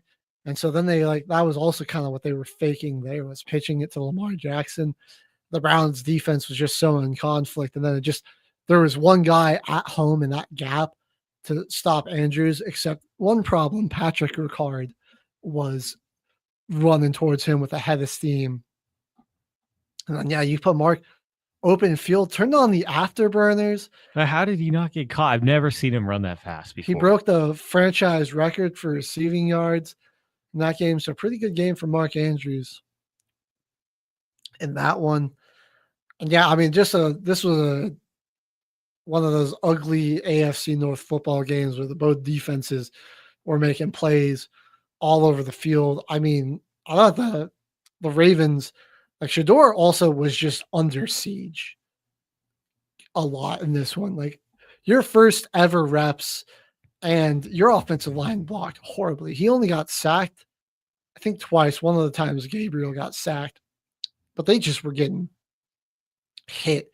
There were 10 QB hits in this one. So they were just getting absolutely belted. You had a decent rushing attack from Judkins and Sampson. over time, it just was like, you guys can't even pass the ball, so we're just gonna. Your run game will be nothing now. Yeah, Shador just kind of got thrown to the wolves. Yep. I'm like, expected though. Yeah, it's like the Browns. Kevin Stefanski like was forced to draft him, and he just like hates this kid. Yeah, I don't understand it. And finally, he got somebody intervened and was like, "Get Gabriel out of there and like put Shador in." And he's like, "But Gabriel got injured. That's the only reason." Oh yeah, that's true. And he's out. He's labeled out for this week too, so it's going to be another week of Sanders getting sacked. For Cleveland, though, Carson Schlesinger, the rookie, bro, he's been fantastic for y'all. He's pretty good. Myles Garrett, another 4-sack performance. Dude, he is going to break the sack record, and his team's going to be like 3-14. He's going to have like 25 sacks and on a 3-14 team. He's already got 15 right now. He's projected at 25.5. Oh my God. To finish the season. He is having this is an unreal year that he's having, really. Forced fumble in there as well, the 15 sacks, 29 solo tackles, and it's going to just fly so under the radar because the Browns are going to be drafting with the number 1 overall pick. Yeah. It's like, I don't know. I feel like they should have. I think they kind of deceived him. Maybe he thought that they were in a better spot to be a win now, but also like, you took the money, man. You could have gotten traded. Yeah, you could have left. You could have left. That's going to do it for another edition Until the Final Whistle Football Frenzy. Thank you, everyone who tuned in and listened and left a comment. We really appreciate your support. We'll be back tomorrow for another edition Until the Final Whistle here on Military Broadcast Radio. Justice Jackson, they captured Herman Goring alive. Tell me about him. He's the face of the Nazis. I'm going to put Goering on trial. Never escapes a hangman's noose. Very sure of yourself. No man has ever beaten me. Goring has to fall. You don't just have to win, you have to be flawless. You're walking into a trap. Knowing what we know now, would you still follow Adolf Hitler? Nuremberg, rated PG-13, now playing only in theaters. Ladies and gentlemen, thank you for tuning in to Military Broadcast Radio. As we wrap up today's show, we want to remind you that the podcast of today's episode will be available right after we go off the air. So if you missed any part of the show or want to listen again, be sure to check it out. And remember, we're here to support and honor our veterans. Your stories and experiences matter, and we are committed to giving you a platform to share them. That's right. We're here to give our veterans a voice. So don't forget to catch the podcast and stay connected with us. Giving our veterans a voice.